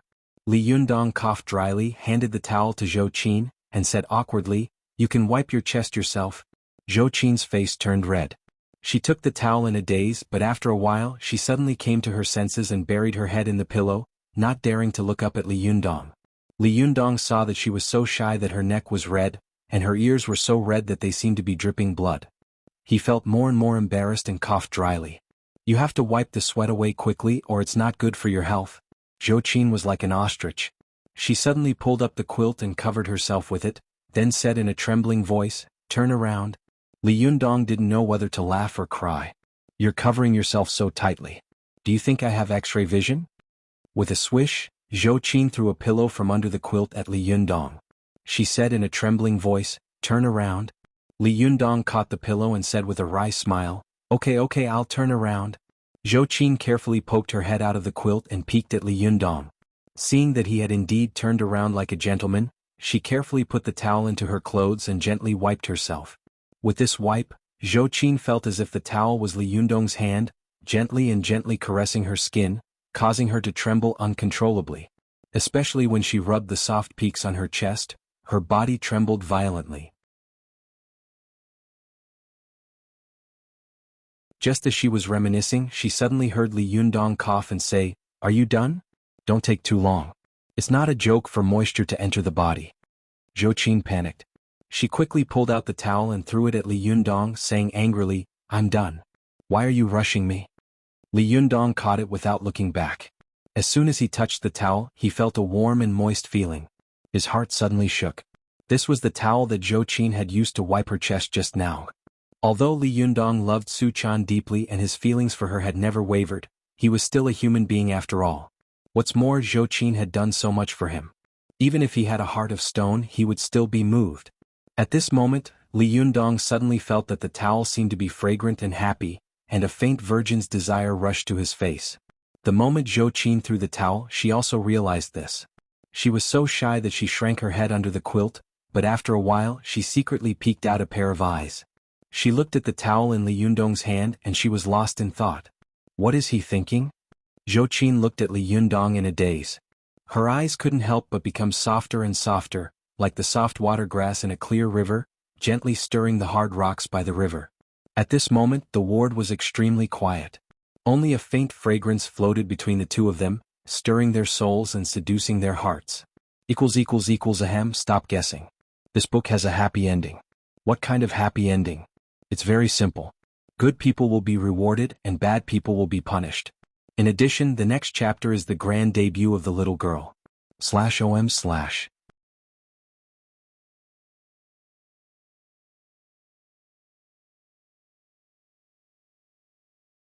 Chapter 228. Go to watch net. This awkward and ambiguous atmosphere lasted until Zhou Kachang entered the room. He looked at the two of them and coughed dryly. Only then did Li Yundong come to his senses. He coughed dryly and said to Zhou Kachang, "Uncle Zhou, I'll come back tomorrow. Go to watch net." 7ko, Hong, Om. Zhou Kachang looked at him meaningfully and nodded. Well, that's good. You should accompany Qin more often. After all. He wanted to say, after all, she has done so much for you. He wanted to use these words to warn Li Yundong not to be ungrateful. However, Zhou Qin was keenly aware of what Zhou Kachang was going to say next. She quickly said, "Li Yundong, if you have something to do tomorrow, you don't have to come. I'm fine." Li Yundong had already gotten up and walked to the door. He turned around and smiled. "It doesn't matter. I have nothing to do tomorrow anyway." After that, he ran away as if he wanted to escape. Zhou Kachang looked at Li Yundong's departing figure and sighed. "Why are you so stubborn? If you don't say it clearly, some people will never understand it or pretend not to understand it." After Li Yundong left, Zhou Qin's face seemed to be wearing a mask again. She said coldly, "It's none of your business. I don't want this kind of thing that I beg for. If I want something, I always get it myself. It's not someone else's turn to give it to me." Zhou Kachang smiled bitterly and said, "Are you really stupid? If you don't take the opportunity to snatch him away now, when will you?" Zhou Qin's eyes were complicated. She was silent for a long time before she slowly said, "I am not a person who takes advantage of others' difficulties, nor am I a person who demands repayment. I like him because I like his single-mindedness. If he was a fickle person, I would have left him instead." Zhou Kachang stared at his daughter with wide eyes, as if he had met her for the first time. "Aren't you asking for trouble? Are you a pervert? Won't you be alone for the rest of your life?" Zhou Qin's eyes were blurred. She said foolishly, As long as he can look at me more when he's free, talk to me more, and cook for me more, I'll be very happy. Zhou Kachang looked at Zhou Qin in extreme shock and said loudly, Qin Qin, you are really crazy. Before he could finish his words, Zhou Qin suddenly shouted at him, Get out. I don't want you to care about me. Get out. As she said this, she picked up everything she could pick up and threw it at Zhou Kachang. Zhou Kachang had no choice but to scurry out of the room like a rat, leaving Zhou Qin alone with the pillow in her arms. When Li Yundong returned home, as soon as he entered the door, he saw Ruan Hongling sitting in the living room watching TV. Ziyuan was busy in the kitchen, and there was a clanging sound of chopping vegetables. Watch net. Li Yundong was taken aback. Don't you have your own family? What are you doing here watching TV? Ruan Hongling rolled her eyes at him in annoyance. My sister Ziyuan takes care of you all day long. Can't I just come and sit around casually? What? Don't you welcome me? It's fine if you don't welcome me. I'm leaving. As she said this, she stood up, patted her butt and was about to leave. However, as if she wanted to see the world in chaos, she shouted into the kitchen. Sister Ziyuan, someone dislikes me and thinks I'm an eyesore. I'll go back first. Li Yundong was still a little overwhelmed by Zhou Qin. Seeing the situation at home, he suddenly felt a headache coming on. He quickly stretched out his hands and said, Okay, I'm afraid of you. You can do whatever you want. Ruan Hongling snorted and said proudly, Well, that's what you said. I didn't force you to do this. Li Yundong was so angry that he glared at Ruan Hongling and said, You've taken advantage of me and you still want to show off, don't you? Ruan Hongling and Li Yundong didn't get along well, and her natural strength was restrained. When Li Yundong glared at her, she was so scared that she jumped back and shouted, Sister Ziyuan, look, he's bullying me again. Ziyuan came out of the kitchen with a dish and looked at them helplessly. Why don't you two go back to kindergarten and quarrel? Li Yundong and Ruan Hongling pointed at each other at the same time and shouted at the same time, she, quarreled first. After the two of them finished speaking, they were stunned at the same time. They looked at each other and shouted at the same time, Why are you imitating my words? Ziyuan put down the dish in her hand and couldn't help laughing. Have you two cultivated the mind-reading ability? Are you so telepathic? Ruan Hongling immediately stomped her feet and scolded, Ba, who wants to have a telepathic connection with him? Li Yundong retorted bluntly, I don't care. I only have a telepathic connection with my little girl. Ruan Hongling said angrily, What are you proud of? You're just a witch. Li Yundong suddenly became furious. What did you say?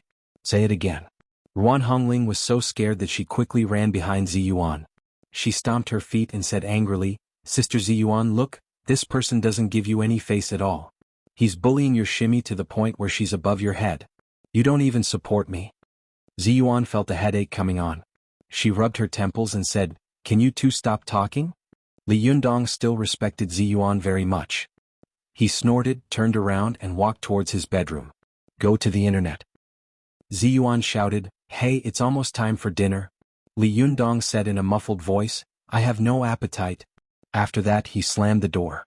After Li Yundong returned to his room, he put down the fan of 7 treasures, sat by the bed, picked up the pink Hello Little money box and was lost in thought. Girl. Li Yundong gently stroked the money box with his hand, and his eyes were surprisingly gentle.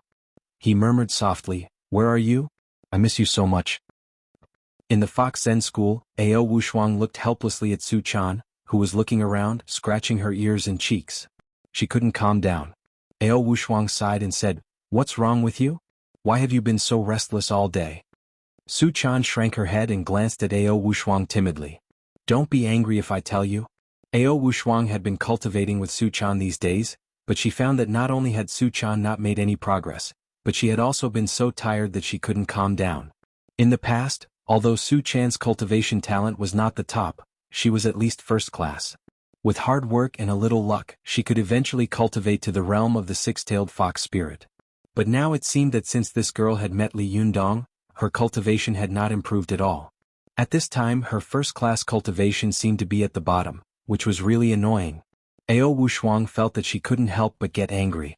She suppressed her anger and said, If you don't tell me, won't I be angry? Su Chan responded with an ong and said with a grievance, Then I won't say it. The blue veins on Ao Wushuang's forehead twitched. Tell me? Su Chan asked weakly, Do you really want me to say it?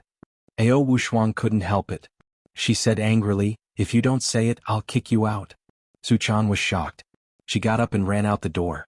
Ao Wushuang was stunned. Hey, where are you going? You haven't told me yet. Su Chan hid at the door and peeked out an eye through the wooden door. She looked at Ao Wushuang timidly and said, Aren't you going to kick me out? Ao Wushuang was so angry that she laughed. I'm kicking you out of the sect, not out of this door. Get in here. Su Chan said, Oh. She lowered her head and walked to the door. Suddenly, her eyes rolled and a plan came to her mind. She raised her hands and actually rolled on the ground, rolling into the door. Ao Wushuang was stunned. She stammered, What are you doing?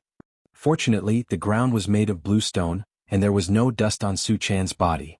She pretended to pat the dust off her body, blinked her eyes and pretended to be puzzled. Didn't you ask me to roll in?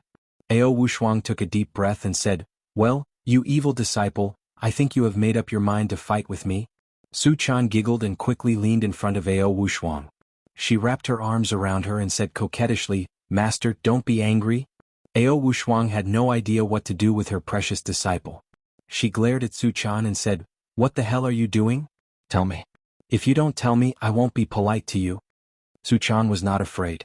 She cheekily said with a cheeky smile, I think I heard Yundong calling me just now. Ao Wushuang groaned and raised her hand to rub her temples. Oh my God, when didn't you say that? Su Chan pouted and said, It was true just now. Ao Wushuang said angrily, Then tell me, when wasn't it true? Su Chan grabbed her arm and said coquettishly, I don't care. It must have been true just now. I could feel it. Ao Wushuang was scared. She pointed to the door and said, Get out, get out. Hurry up, I'm afraid of you. I won't force you to cultivate. When that guy passes the heavens tribulation, I'll send you over. In the future, let him have a headache. Let's see if he despises you. Su Chan was not in the mood to cultivate.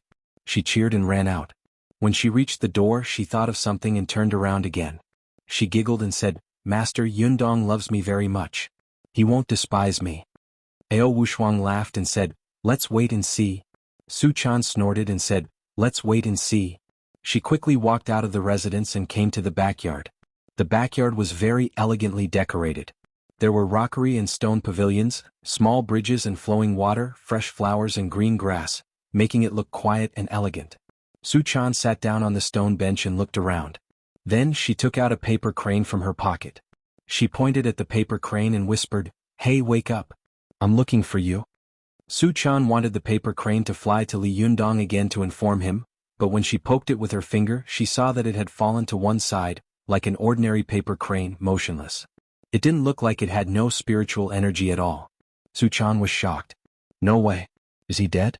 Or has he run out of spiritual energy?